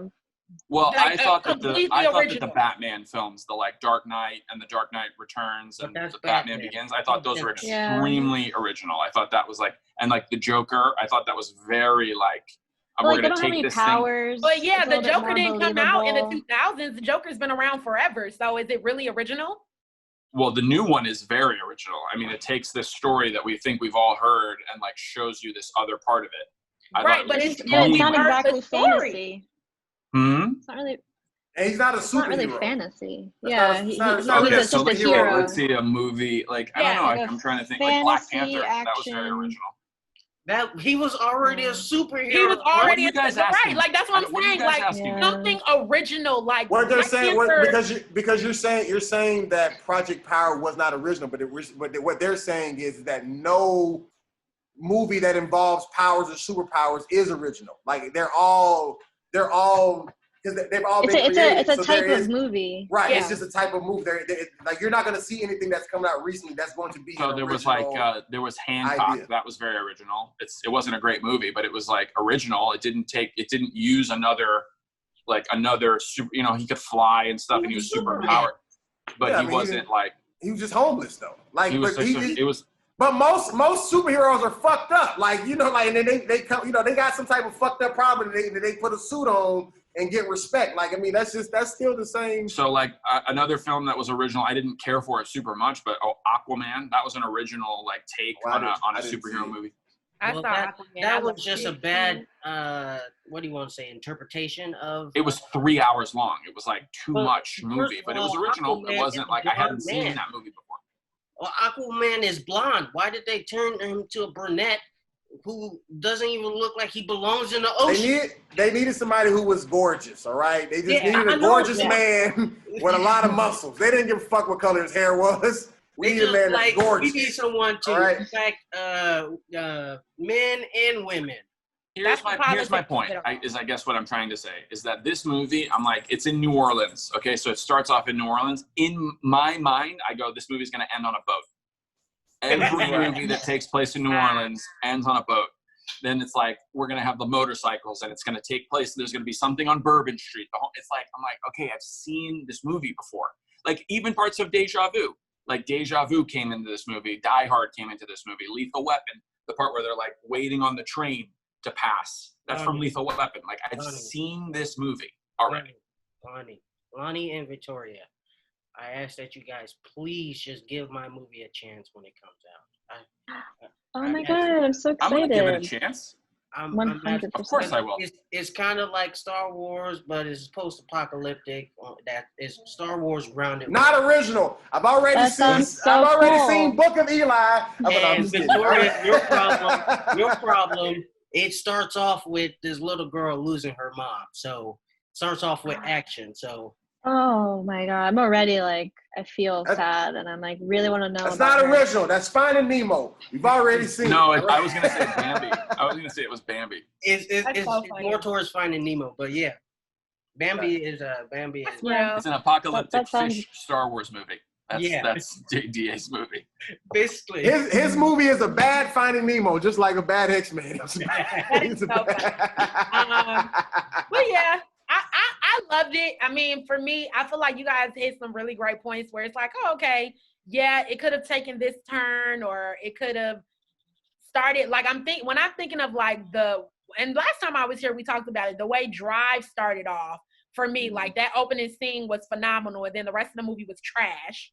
So like, I think about like, if Project Power started off with like an action scene like that, and then went into the rest of the movie the way it is, like, okay, that'd be a different perspective or a different take on it. For me, it didn't take it away. I loved it. I thought the writing was great. And even the way that I thought the writing was pretty good. Like I wasn't troubled by it. I feel like in terms of the characters, I did see change in them. Like, I don't feel like they were like vastly underdeveloped. I didn't feel a type of way about it in terms of from that perspective. But I think, Lonnie, you did hit something which I didn't consider until you said it was, I do feel like this was the setup for various sequels to come, or I definitely could see this as a limited series. So, I think that also goes back to when you're in the development phase, which medium do you think best suits your story? For me, it wasn't a problem that it was a movie. For me, it was great. But I do think like, if it was a limited series, this could have been on one of the biggest stages. It could have been up for a Golden Globe or Emmy or something like that, Yeah.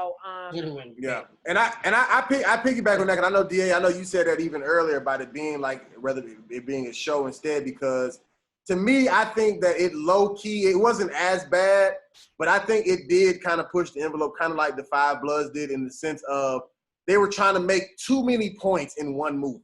You know what I'm saying? Like they were like insulted you compared it to Five. No. Not the value of the entire movie, but I'm saying in the sense of like the writer or director, whoever, trying to make so many points about New Orleans and this girl and that girl and this and that and drug. Like there was so many points they tried to make in one movie, and I think that they could have, minimized them to just a certain few, and that would have still been enough. It wasn't as like Five Bloods was OD'd with points. Like they were just points. Everything about it was just a point. I freaking lost bullets. Right, like they were too much. Niggas was literally giving Morehouse monologues mid script. Like they I'm like, y'all done turned the film in a theater? Like, what's up? But no, yeah. You know what? That would be great. I would actually, now that y'all bring it up, I would love to see this as a limited series. Yes. Like, I'm very intrigued. Like, I'm excited. Yo, so Henry and what is it, Rel? Yo, if y'all turn it, just let us know she is available for hire. You feel me? No matter what they said about this film, we'll be in it. Who said that this movie was like a video game? Who said that? I did. So did you know? I don't know if you noticed, but there were like a couple things in this movie that were like one of the kids in the very first thing was wearing a Game Boy T-shirt, and there were like parts of it that I was like, yeah, this is like, I don't know what this is trying to be. Is it like Stranger Things, or is it like mature, violent action hero movie? Yeah, for me, I'm starting to see more of that. But then when I looked up Henry and Rel and kind of looked up just kind of some of the things that they've done in the past, I'm like, okay, this is in line with like their stamp in terms of how they do content. Like, with Spike Lee, it's the camera shot, of the person, coming. What other things have they done? They've done I think it was like Fatal Attraction. They're also the EPs for Catfish, the show. Yeah. I saw that. I was like, oh, cool. Yeah. And I want to ask, but I don't want to take up too much time. I want to ask the filmmakers, like, what's the significance of having two directors? Like, why is that a choice? Right. I don't know. I mean, as far as me, I don't know. I mean, the most it's definitely probably be considered frowned upon, and most people only direct just single director. I think the only movie that I remember having multiple directors and it made sense, they had maybe like 5, 6, or 7 was the Wizard of Oz, the old one back in the day. But they kind of directed, because it was such a long movie. They kind of directed different pieces of it, and they all got director's credit. But in reference to this, I don't know. I think it's probably kind of hard to direct with with somebody else, unless y'all just got whatever that chemistry looks like. Because when you're in director's mode, like, you know what I'm saying, like, you in that mode, and to try to share that with somebody, I can imagine it's pretty rough. Because the guys that directed the Avengers, they're brothers, and they do it together also. But like, I don't know. I don't know. I just think that chemistry has to be there. I've seen it, and I think I actually worked with a directing duo in Chicago. And to me, it's kind of broken down into like left brain, right brain. So, someone is maybe more like on the visual side in terms of the cinematography and all of that. And then the other person is more working with the actors and know that vernacular and language to get the best performance. That makes sense. And so I can see how, it could work. But like Rudy said, it has to be the chemistry. Because for an actor, just, from my own point of view, it's difficult as hell because actors are egocentric in their own right. And so when you're dealing with two egocentric people, trying to get both of their visions correct is very difficult from the actor's point of view. I would also say that another thing it could be is, because you mentioned Marvel, and I was going to actually mention Marvel. If you also think about The Matrix, Project Power, it's usually big universes that I usually tend to see dual directors. So maybe it's just this large world, and I think you also see them in animated movies as well. Like whenever there's an animated film, I think you usually also have multiple people. I think that when it comes to animation, there's one directing the actual animation, then there's one actually directing the actors. The voice acting. Victoria, I want to hear more opinions from you and just words in general. Wow, Nene, you are on a roll today. Yeah. Or the fact that he said, or just words in general. I feel like Lonnie just wants to hear his own words. That's why he keeps talking so much. Lonnie's like, I just want to listen to me because I love me. No, I genuinely want to hear Victoria's opinions, but I guess I framed it wrong. I am really enthralled by the conversation. That's the thing. I'm paying very close attention. I don't have much to offer. I mean, I love the filmmaker and producer perspective of it, so I've just been listening. But I mean, I don't know things that I want to be a writer, about, right? So that's why. You like writing? Sorry? You said you like writing. Right. Mm-hmm. Oh, I can't hear you. Oh, how convenient. Okay, wait 1 second. I'm having technical difficulties. That's because her CD. Her headphones died and are breaking, I guess, and okay. We were just talking shit about you. I had asked, you wanted to be a writer, correct? Yeah. I like the idea of I mean, I've written some things before. So, with that perspective, what do you think about, I guess, the movie? Right? Yeah, I mean, I didn't finish it, so that tells you anything about it. Didn't finish it? Say less. Like, I feel like that says it all. But let's backtrack to the moment when she said, well, 2 of the films I had already seen, and one of them I did watch. I really assumed we were talking about Project Power was the one that you watched, and the one that you watched, you didn't even finish. Like the one that I watched was the one that I was like, hey, because someone was like, what movie should we watch? And I was like, I want this one. Oh, so you hadn't seen Nightcrawler? No, I hadn't seen it. No. Oh, so I thought you had already seen. I thought Project Power was the one that you had watched. Yeah. Interesting. Gotcha. You see what happens when you just assume things, Rudy? What did you learn your lesson? What exactly happened besides me being wrong? You just look like a big dumb idiot. Yeah, I know, but I don't. Especially more with the hat you're wearing, like it's just goes in hand. This went from movie podcast. You can't even have headphones that last the whole time. All right. Okay, excuse me. You know how these don't have that much battery. Okay, we've been talking for a long time. Mine's are still here, and I didn't have to assume that I charged. Oh, you're better than me. You're better than me.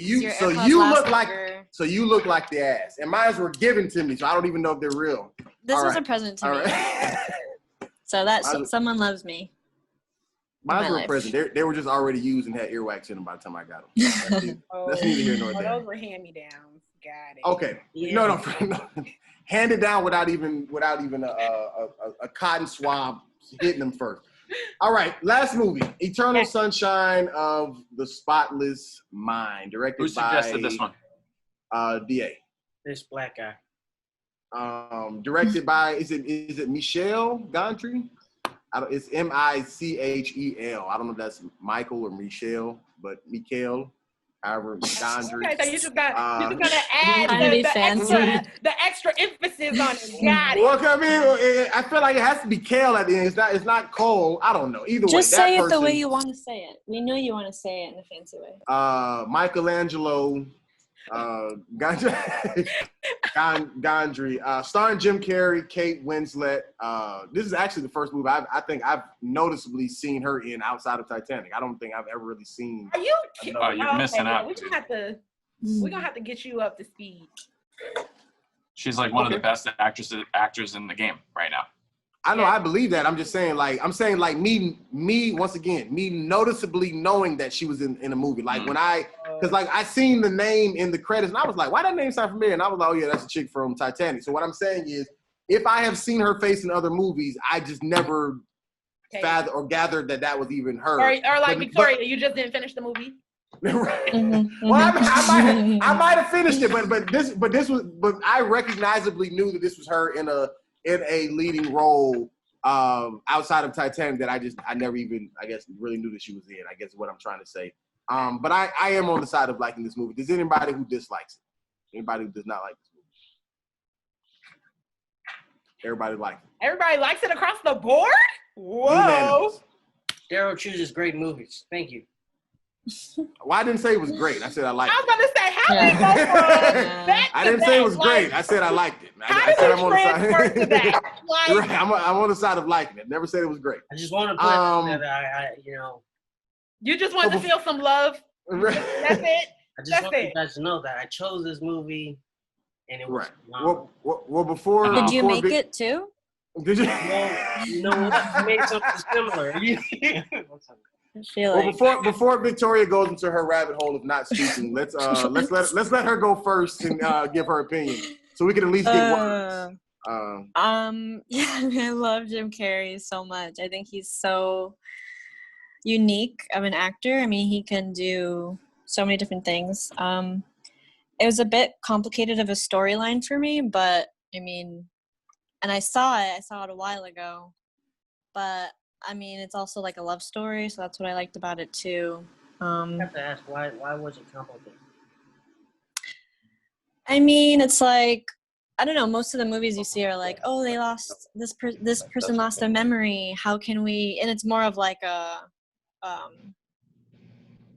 what are those movies called? Like a chick flick, you know? This one was just like more serious. I don't know, more serious of a tone and just like more, for me, like sentimental about relationships too. So it was kind of like, I don't know. But I mean, I loved it. It's very unique. It's one of the best movies of all time, I think. I mean, it's definitely Very like top 100 movie list for sure. Sure. For sure. I agree with that. I think it's very, very special, unique film. This is a film that has been around, I think is like 16 years old. And I never watched it. And I watched it last night and I was like, I'm mad at myself. That everyone is like, oh, have you seen this? It's always like a movie that you just talk about with people. I've never heard of it until well, I'm gonna be honest. I don't know anybody in my life who have ever talked about this movie. Yeah, I've never heard this until now. Maybe I'm just not in the right circles. I'm gonna be honest. Like I've never heard it like come up in film history or. I mean, but if you think of the actors that are in it. I mean, I've their game at that time. I'm saying I get it. I get it now that I'm on this side. I'm saying, but prior to this conversation and it being brought up, I had never heard this movie a day in my life. At all, like whatsoever. But I will say, I loved it. I definitely think it was great. I actually was on the phone with one of my close acting friends yesterday night as soon as I got off. And what was crazy is she was like, yo, I'm literally getting ready to click on this movie now. I was like, yo, watch it. Watch it. Right. I'm a big Jim Carrey fan. I definitely think he's one of the GOATs of all GOATs. For sure. He's like just really, really amazing. He's just able to transform and really just deliver. And to be honest, I definitely agree with you, Victoria. This I feel like was a chick flick. And even as a woman, I'm just not really the first gun-ho to do chick flicks. I just don't. To be honest. I just like comedy and I'll like love some action. But it wouldn't have been something that I would have personally picked if it wasn't on the list. But I'm so glad that y'all picked it. It was suggested. Because now I'm telling all my friends. The storyline was definitely believable. I was like, yo, this is probably something that did happen in a secret lab on an island so beautiful, wasn't it? It was great. It was really great. Back in love with her. Oh my gosh. It made me want to cry. Talk about it. Like, Go ahead. Celebrity crush. Come on. WCW on a Saturday. What's up? I have to ask, did anybody get like a memento kind of vibe from this? Because I did. Sure. What do you mean? I don't know what that is. Yeah. I think that's what I was saying, like complicated, almost like confusing, like things are revealed throughout the movie. Like you just don't know where it's going. So I actually clicked on very, very soon after, like once, that they show the beginning sequence and then they start erasing his memories. And I'm like, very quickly into the movie, I think about 20 minutes into the film, I realized what was happening. Right. That they had they'd met, that was the next morning, basically, because of the thing in his car is really what I was like, okay. Actually, I did not think about that until I actually saw the car getting hit, where he pulled away from the hydrant. Right. Yeah. I thought, me and Lauren, me and my girlfriend last night, we've been talking about it for a long time, and that's always the mark of a really, really great movie. Right. There were so many like little details of it. I loved the way, especially being you guys are filmmakers, just the way that how he would like fall out of a scene and into another one, and he would walk out of a supermarket and he's in his apartment. That was so great. There was just some things, and this movie was made 16 years ago, and the house is crumbling and it all looked perfect, but it was CGI and it really holds up. That's what you can't say about a lot of movies. Yeah. And just like little tiny details, like when he's in the bookstore and she's putting all the books away, but you can't see the things because he wouldn't have remembered all of the names of the books. So the books were flipped around.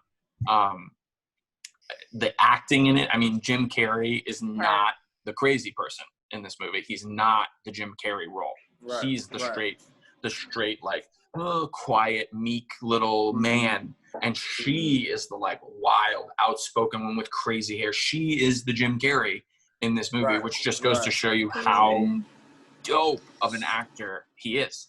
And also the directing too, because you can have a dope actor, but if you don't have a great director who can direct you into that, right? Like it was just it was so beautiful because even the moments, like just taking the scenes, I was just like, yo, I can see how they purposely like had him go from this emotion to this emotion, and it was just so natural and so beautiful.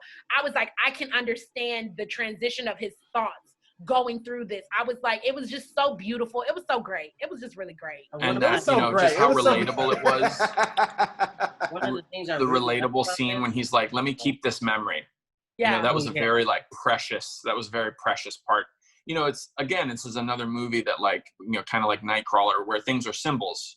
This represents at the end of a relationship, and how we, Lauren and I were saying, she was like, I don't think anybody would ever do that procedure in real life. And I'm like, I think you're wrong. I think a lot of people would, because she was like, I don't think people would want to get rid of on Valentine's Day. Listen to me. Listen to me. I got 2 exes right now. I would forget about the motherfuckers. Everything good, bad, or indifferent. If I could erase the memory, I would cut it. Period. So Rudy, here's the thing. Here's what Lauren is asking. So you would get rid of the good to get rid of the bad. I would get rid of everything about it. Everything. Listen to me. I couldn't even, if I try to tell you stories about us right now, I couldn't even think of the good. I can only think of the bad. You sound like you're traumatized. We need to listen to me. No, I'm listening. Go ahead, Lauren. No. I wasn't talking to you. I was just talking to Joe. But go ahead. Go ahead, Lauren. I'm listening. What were you saying?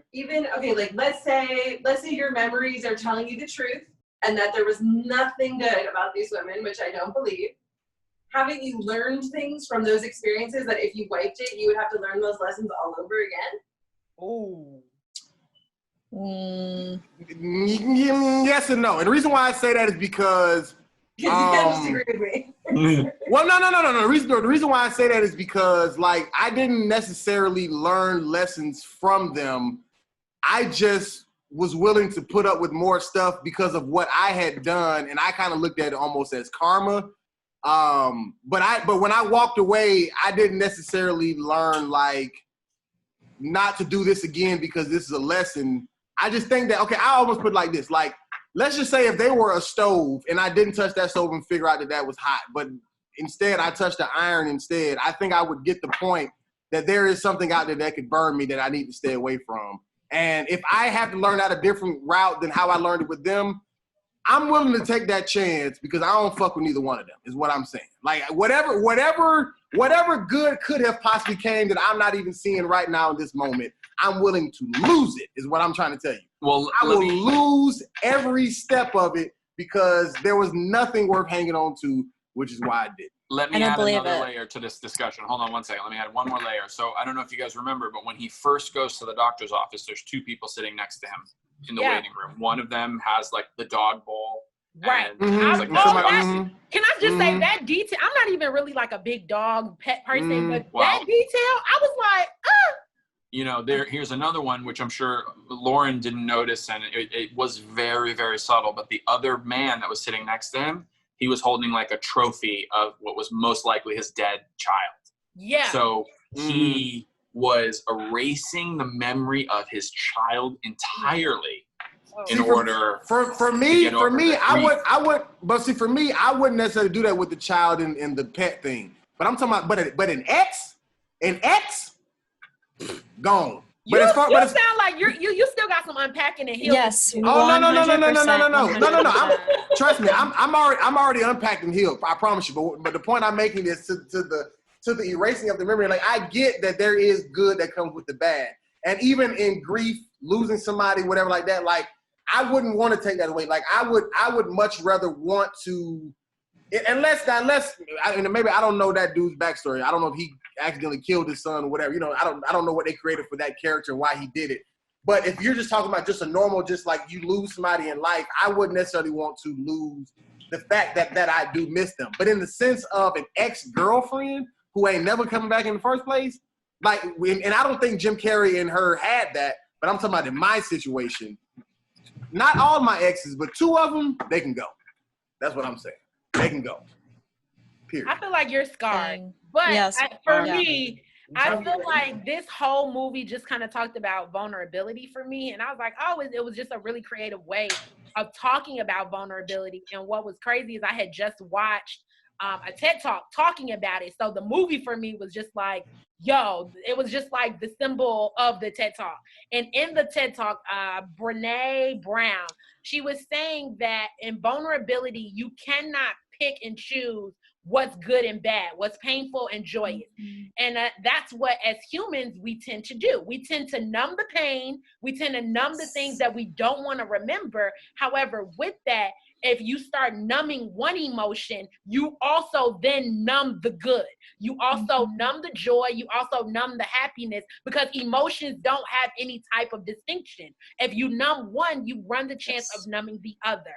And for me, I felt like this movie just spoke about it tremendously. And it really just made you think like, okay, if I choose to erase all of this painful memory, because it felt like most of the movie, these people were trying to erase the pain. With the pain, then do I also erase the good? Because he wanted to save some of the memories halfway through. He didn't have a choice at that point. It's all gone. And I think that's one of the things that I really liked about this movie. The fact that in his memories, she's also trying to save herself. Like, hey, let's work this out. How can we save each other? Then she turns into his babysitter. Then she turns into the little girl that helped him. My God, that was my favorite part of the movie when he's like, "I'm not afraid of you anymore." Right. And the little boy like twisting that came onto from the such ground. a real place. Right. I think they really brought it home with the moment where they basically at the beginning of when they met, and they're in that beach house, and he's like, "I left," and she's like, well, why don't you change the memory and come up here? I was like, oh my God, this make me want to cry, man. It was very good. And then in the end when she's like, meet me in Montauk, but that was him talking to himself, but then she was there. It was like, oh man. I mean, just to show you how good of a piece of art this film is, we haven't really talked about the movie at all as much as the questions that this movie makes us ask. Your mom and dad said that they really wanted to do this for you guys. You can always tell when something's happening in his background. I thought it was pretty cool that they found a place like Montauk or whatever, however it's pronounced, like to have a place where you could film on a beach where it snows. You know what I'm saying? Like to have a snowy beach like that. That I think that kind of symbolizes that whole the good with the bad. Like you're on the beach, but this ain't sand. This is also snow. You know what I'm saying? And so you kind of have to take both to have both. You know what I'm saying? Almost in that place. You know, and I thought that was a pretty brilliant choice to even film it in a place where a rarity like that even happens. You know what I'm saying? And to like the symbolism of that. I thought it was cool. I really think that even the way they shot, the way it was edited, for me, I don't think I've ever seen a film where I was disappointed in Jim Carrey's performance. Right. Even to me, The Grinch was the best performance I've ever seen. Like I'm so fascinated with The Grinch. Like I just think The Grinch is just so like wowing, and he's had some wowing performances with other stuff, but like The Grinch to me he's just the shit in that. It's so brilliant and timeless. In this movie, everybody in this movie was brilliant. Kristen Dunst, Mark Ruffalo, Elijah Wood as the like creepy loser with the long sideburns. I'm like, this is Frodo, man. He's not supposed to be creepy. In this movie, who is the antagonist? Like, who's the villain, if you would say? Would it be the doctor or the guy who's trying to steal his girlfriend? I don't think everyone really had at some point had an antagonist. I think it was more or less what he was up against more than a person. You know what I'm saying? The idea of losing her was probably the antagonist. It would be the doctor. The procedure. I think it was more the procedure because the doctor, like he wasn't, like tricked into doing it. Like he ended up basically getting exposed by his friend, like saying like, your girlfriend did this thing to forget about you. So he was trying to do it almost as like a get back, but then he just started basically regretting it, you know, in the middle of it, and he got these dumbass people doing a procedure on him, you know, tripping over him, laying on top of him, you know what I'm saying, dancing on top of him, like, you know what I'm saying? So like it's a whole thing, but this whole place, like, you know, I think, like I said, I think everybody kind of had their own little point to make and grow from or whatever like that. But I think it was more or less, I think that procedure was the antagonist, because that is what was breaking up everything. That was breaking up Jim Carrey and his chick. That was that, you know, when Kirsten Dunst found out about that whole situation, like that was what was fucking up everybody when it became a thing. You know what I'm saying? So to me, I think it was more or less that whole process and what that could do to you, I guess, eternally, or for the rest of at least your existence on Earth, as opposed to it being one person who was doing it. Because there wasn't like a evil scientist doctor who was like, lay down and I'll give you a lot of money. You know what I'm saying? And then all of a sudden he tricked you. Like it was just like, it was like, yo, no, I want this to happen. Like make it happen. And then he just did it. Speaking of the doctor, what a douchebag, right?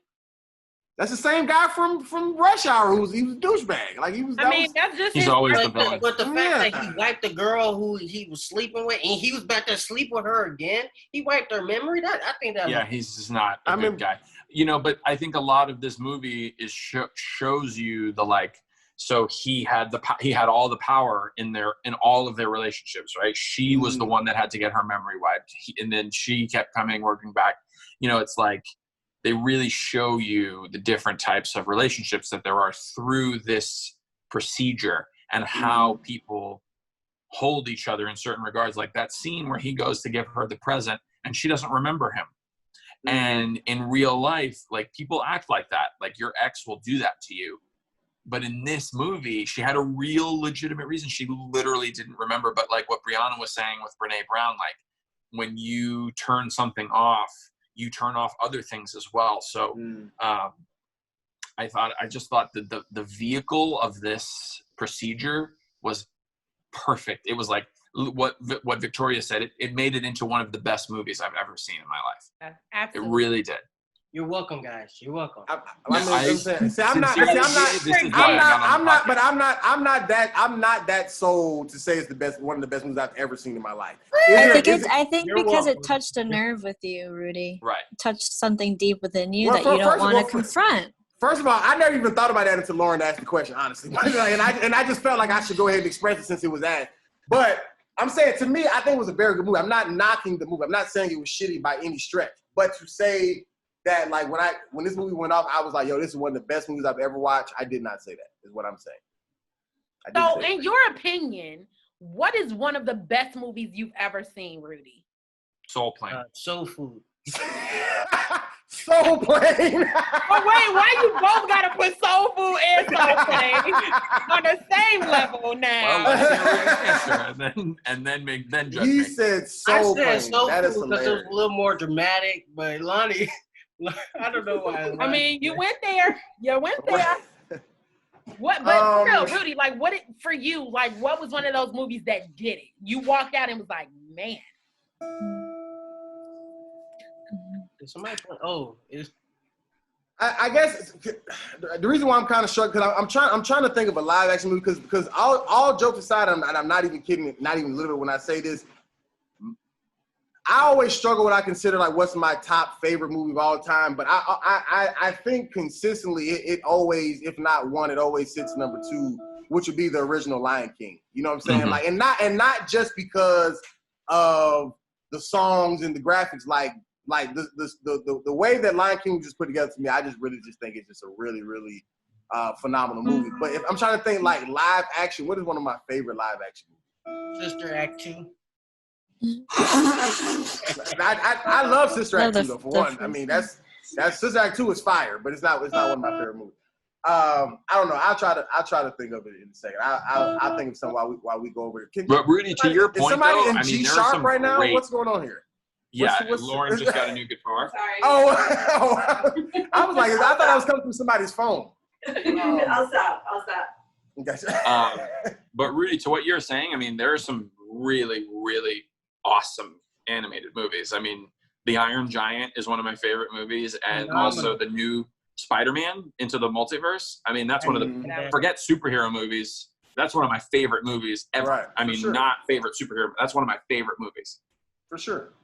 No, for sure. I would have to ask, since we're talking about favorite movies, what is everyone else's? Mine, if I can start, mine would be Barefoot in the Park. It is a rom-com, but it's from like I think it's 1967. It's about this dude, this couple who got married. They living in this new apartment, and this guy won't really open up with his wife until he gets drunk, and he actually goes barefoot in the park with her, and he's like expressing his love because he truly loves her. He just doesn't know how to express it. So I thought that movie was phenomenal. It's hard for me to pick one favorite movie. I have a favorite comedy. I have a favorite action. I have that's what I was thinking about. That's why I was kind of. Was it what you were thinking about, Rudy? No, because I'm saying because mine's are so like broken up into like kind of like different like said like genres. Like I could because like as far as like musicals, if that has to be a thing, or even if it doesn't have to be a thing, one of my favorite movies of all time is Dreamgirls. You know what I'm saying? Like I think Dreamgirls is fire. You know what I'm saying? Right. But that kind of goes in the musical category. You know what I'm saying? So that's why I was trying to think of like what's the one thing that I could just try to be as broad as possible with my one pick. But I don't know. It's kind of hard for me to just have that one pick, honestly. Victoria? Yeah, I know. It's tough because you see so many movies, different types. They make you feel different things or enjoy it in a different way. But I mean, I know that there are movies that I talk about a lot, with my family that were just like, oh my God, this is from this movie, or, there's such a thing as like family movies that like, we just love as a family. And even like movies that you have with other people, like me and my sister, we love the movie Pride and Prejudice. Yeah. Because we read the book in high school, we loved it, and the movie is so British, and it's just like so, just like it's just a classic love story. So something like that movie. You just, what was that? I said my mom loved that movie. Like she would watch it all the time growing up. I love it. Yeah, it was real. It's awesome. One of my favorite movies, DA, is First Blood. Like that's why I suggested it. I suggested it for this for this podcast. So First Blood is one of my favorite movies too. So I have so many different ones. It just depends. Yeah, if you had to choose one, if you had to just choose one, you can't. Obviously, I ain't gonna lie. The Grinch is one of my favorite movies too. Like I don't know. Like it's hard to pin because as I keep thinking of different things in different categories. If you had to choose one, like I'm saying, because like this is one of my. You gotta just choose one. I don't know what that one would be. That's what I'm saying. I don't know. Yeah, I don't know. I don't even know how to like rank it. Like, is it the movie that I've seen the most? Oh my gosh, you guys! If it's a time capsule, I gotta have at least two. I'm sorry. Okay, They're gonna have to make room. Two. They're gonna have to make room. I would just answer it like this to Lonnie's point. The movie that I've watched more than any other movie in my entire lifetime would be The Wood. Okay. That's one of my top favorite movies of all time. Once again, it still goes to category. But if I had to give an answer, I will answer what Lonnie said in the sense of the movie that I have watched the most in my life would be The Wood. I've seen The Wood, I can't even count, probably over 250 times, and I'm not even. I could tell you every word of the movie Blazing Saddles. Gotcha. So same for me. I can do the same for The Wood. I could. Okay, so I got Barefoot in the Park, and I got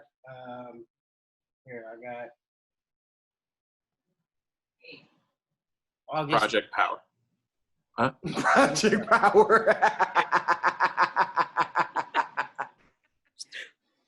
Project Power. What is that? Schindler's List? Movie? Why are you trying to? Right. Yeah, why is this so secretive? Why is this such a thing? Just tell us what it is. Like, right. I said it was August Rush. I love that movie. August Rush. I haven't heard of the movie that you said. If you want to cry, this is the movie that will definitely make you cry. If you never cried in your life, watch this movie. I think I'm pretty in tune with my feelings. When I think about favorite movies, I mean, I think about I would probably go back to what Rudy was saying. I think about movies I've seen and I can literally watch like every day, or I've watched the most in my life. And it would probably come down to two movies for me. I mean, Friday, I probably can tell you every line. I mean, every joke.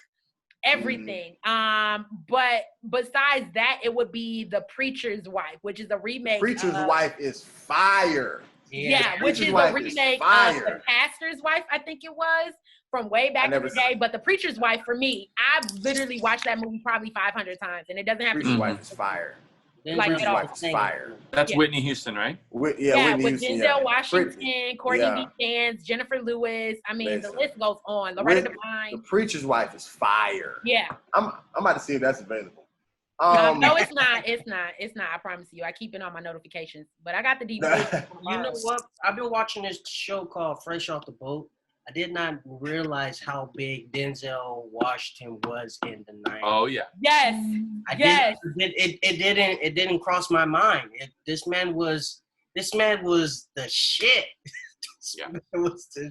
I mean, he was like releasing movies every 2 months. Like how? And also, real quick shout out, I freaking love Fresh Off the Boat. I was one of the very first original people that was on board with them when they first came out. Fresh Off the Boat he's a cool so guy. amazing. I love that show. He has other shows. That guy has done other things. He has like a cooking show on Vice called Wang's World. That guy is very cool. I enjoy him very much. Yeah. And I love the diversity that he's also taken with his career within the last 2-3 years too. Because I've seen him intentionally doing different roles that I've never seen him do before. And I'm like, okay, he's strategic in what he's doing. So yeah, shout out. Gotcha. All right, let's wrap things up with these budgets and box office numbers. For those of y'all who don't know, we play a game for 3 movies that we watch. Basically, everybody's going to guess what you think the budget is for, what you think the box office is for, and we'll see who comes the closest. The only thing that you win is bragging rights. That's it. That's all we got for you. All right. So let's start with, I'm actually starting with Project Power because they did not have a box office release. So we'll go with the budget first, and then for that one, we will do the Rotten Tomatoes score. So for starters, what do you think the budget was for Project Power? Whenever you have your answer, just throw it out there. 100 million. I don't know. 120 million for DA. I'm going to say 90. 90 for Lonnie Boy. I'm actually going to say 80. 80 for Briana? Yeah. I'll say 70. 70 for Victoria. Actual retail, I guess, cost 85.1. I knew it. Briana, why are you jumping? You and I split. Wait, you did say 90. You're right. But you were over, Lonnie. We're doing the Price is Right. We're doing Price is Right rules, baby. We're doing Price is Right rules. It's whoever was the closest and without going over. I changed my answer to 84. 84,001,000. All right, and so what do you think the Rotten Tomatoes score was for Project Power? Oh, that's so fun. 40. Like they probably didn't. What's the highest again? Is it? That's pretty low. That's 0 to 100. 0 to 100%. Okay. I'm gonna say 60. 60 for Lonnie. I'm gonna give it a 65%. Rotten Tomatoes. 65 for Briana. This is Rotten Tomatoes now. What did you say, Victoria? You said 40? I said 40. 72. 72. The actual percentage is 60%. I was 60%. over. Lonnie's cheating. He's cheating. How am I cheating? This is my phone. I don't have any other way to look this up. Okay. I hear you talking to her. All right, here we go. Do you hear what she said? She said she doesn't care enough to help me. All right, Nightcrawler. What do we think the budget was for Nightcrawler? $45 million. $45 million for Lonnie Boy. It's with Jake Gyllenhaal, right? 70 million. 70 million for Victoria. 55. 55 for DA. I'm gonna give it 100. 100 million for Briana. No. No CGI. Yeah, 100. Okay, y'all. I just want to let you know, y'all paying way more than these people got paid. I just want to let you know. Right. All of y'all. Okay. The budget for this was $8.5 million. Really? Okay, so I went again because I was the closest. That's good. It looks like an expensive movie. That's why I feel. Well, I figured I was thinking more about the car chasing scene. Yeah. That's easy. That's easy to do. I mean, that's not 100 million worth though. When did the movie come out again? Like 2013, 14, something like that. Yeah, 2014, something like that. What did he get paid then? He was right. That's what I'm thinking. Jake ain't no low budget price. But sometimes they do, like maybe he's buddies with the director or something. Or he may have gotten equity or something, like, you know, like back end or whatever like that when he came down to it. But because they also made another movie together after that called Velvet Buzzsaw. Oh, okay. And that's a good that role was for his him. charity movie for the year. Got it. Well, what do y'all think the box office was? Shit, it had to be like 2013. You said. What else came out in that year? Right. No, Think Like a Man. Shit, I don't know. Hell, I'm gonna say 115. 115 million in the box office. 120. I don't want to be a dick. 120 from DA. No, I don't want to say that because Lonnie, I don't want to be a dick. Okay, well, say something when you're ready to say it, sir. Don't be just throwing numbers out. I'm gonna be 125. That's at least 10 over. Okay, I'm gonna do 100 again. 100. No. You know what? I'll go as far as say, it made like 200 back. It made 200 million. 200. No, 100. You saying 200? No, I'm saying, are you saying 200 back? Or you saying 200 million in box? What are you saying? You said 200. I'm saying 150 million. There we go. It made 100. Okay, 150 million. Okay. I'm gonna say 100 too. Gotcha. Yeah, you guys have a lot of faith in Nightcrawler. So, box office was $38.7 million. Oh wow! Was it a limited release or something? No. Damn, that's terrible, man. I'm telling you, it's not a. It's. I could tell it's probably a movie that you won't really know what you're watching until after it's on. I don't think like previews and stuff probably sold it too well. You know what I'm saying? That's why I was saying, because the type of movie it is, like I was wondering, how do you sell this on a preview? Like how do you make me know what I'm getting ready to watch? Yeah, I mean it's a pretty I think. And this was actually a theatrical release. It didn't go through like the film festival market or nothing like that. I don't know in reference to those film sound festival, like numbers from a festival, not a theatrical release. I don't know about the festival, but it definitely had a theatrical release. Like it had a full-fledged theatrical release, and they spent 8.5. They made 38.7. Well, at least it made it back. So. Yeah, it did. Okay. Right. Last but certainly not least, Eternal Sunshine of the Spotless Mind. What do we think the budget was for that? And when was this one? This one came out when again? Like 2004. 2004, yeah. 4 or 5? Okay, yeah, Jim was on back then. 20 million. 20 million for DA. Say 50 million. 50 million for Victoria. I'm gonna say. What did you say, DA? You said 15? No, Lonnie, I'm not telling you what I said. You said right, 20. You said 20. I'm gonna say 10. 10 for Lonnie. How much it was made? Yeah, the budget. Yep.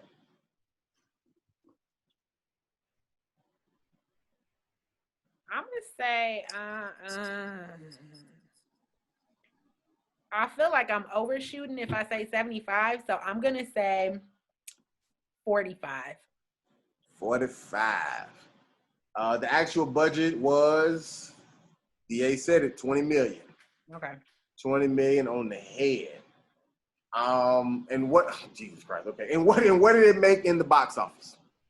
And this was a theatrical release too? Theatrical release. Okay. It cost 20. 120. I'm gonna say 100. So we got 120 from DA, 100 from Lonnie, 70 from Victoria. I'm gonna say 65. 65 from Briana. Well, looks like Victoria won this one because 74 million was the box office. What? Really? I thought a lot of girls would have went to go see this in 2005. What you're not gonna do is group all girls in the same. Because I was yesterday's years old when I found out about the movie. Right. Okay, yeah, but you know, there's a lot of white people out there. Can you say how much is Eternal Sunshine? Yeah.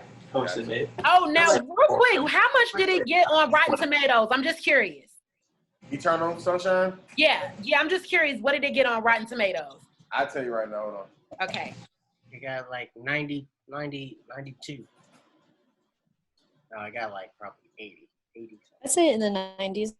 I feel like it had to be in the 90s. It had to be. Everybody take a guess. What do you think? I say 94. I say 90, 95. Yeah, I'm going to give it 96. 96. A strong 96. Yeah. Yeah, I said 80. Actually, it's 93%.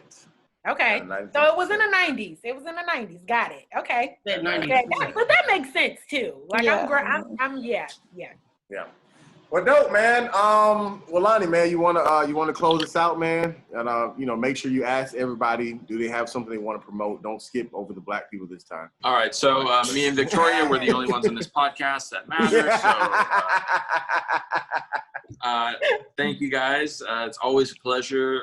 This was a really great week. I loved Eternal Sunshine of the Spotless Mind. This is why I got onto this podcast, is to watch movies like this that I've been putting off or maybe you didn't hear of, but really, really fantastic movie. I want to thank Rudy for putting this all together, Victoria for being our special guest, Briana for coming and blessing us with your presence again, DA, whatever. I'm just kidding, buddy. DA, I'm actually very excited to watch your film. When do you think it's going to be ready? 2022. For us to watch. Well, we're hoping to shoot in December, so okay. Probably take maybe a year to get all of it ready. So it'll be a year from December or a year from now? Maybe a year from December. Okay, so cool. So we'll be watching that it will be done 6 months. So, but I can't say it. But by holiday 2021, we'll have seen your movie. Definitely. That's gonna be a perfect treat after the pandemic. Right. Absolutely. So I guess we can just all go around and give us where to find you on social media, and be sure to plug any events or anything like that you've got coming up. For me, you can find me on Instagram at Cox Comedy or Facebook, Lonnie Cox. I'm wrapping up my road trip. I'll be back in Miami in the next couple of days. Victoria, I know Lauren's going to want to hang out with you before you leave, so we gotta make sure that works out. Yeah. For sure. Go ahead, Victoria. Goodbye. Thank you for having me. This was so much fun. I learned so much from you guys. I like hearing nerds talk about shit that they know. But yeah, follow me on Instagram, Vic Fern. Yeah. Thanks again. At least I wasn't the only one called a nerd this time, Right. For sure. Centered out. I'll say mine real quick. RudyComedy.com, man. Just follow me there. All my content is there, whether it's Instagram, YouTube, whatever. It's on my website, RudyComedy.com. And No Life Boys Productions for us, YouTube, and where this will be found. And what happened to Willy Nilly? That's my Instagram. Willy Nilly if you're nasty, but that's only if you're nasty. You feel me? You know what I'm talking about? But yeah, that's me. Go ahead, Briana. You guys can check me out on all social media at I am Briana Morris. You can check out my website, iambmore.com. I'm putting up new vlogs on my YouTube, so check it out there. If you guys want to learn more about me and my one-woman show, you can check out my website at www.womanshow.com. And I look forward to connecting with y'all. Dope. All right. I go by DA, obviously. I have a sketch comedy coming out with my wife. Be looking forward to that. And then, I've been talking about pretty much the whole show, got the Redlands coming out, so stay tuned for that. And the comic book that's also coming out with that. So good stuff. Man. Working hard, man. Working hard in the trenches. That's right. Lonnie, appreciate you, man. Victoria, appreciate you. It's always good to see you. I always enjoy our back and forths. Always appreciate it. Come back anytime. You know what I'm saying?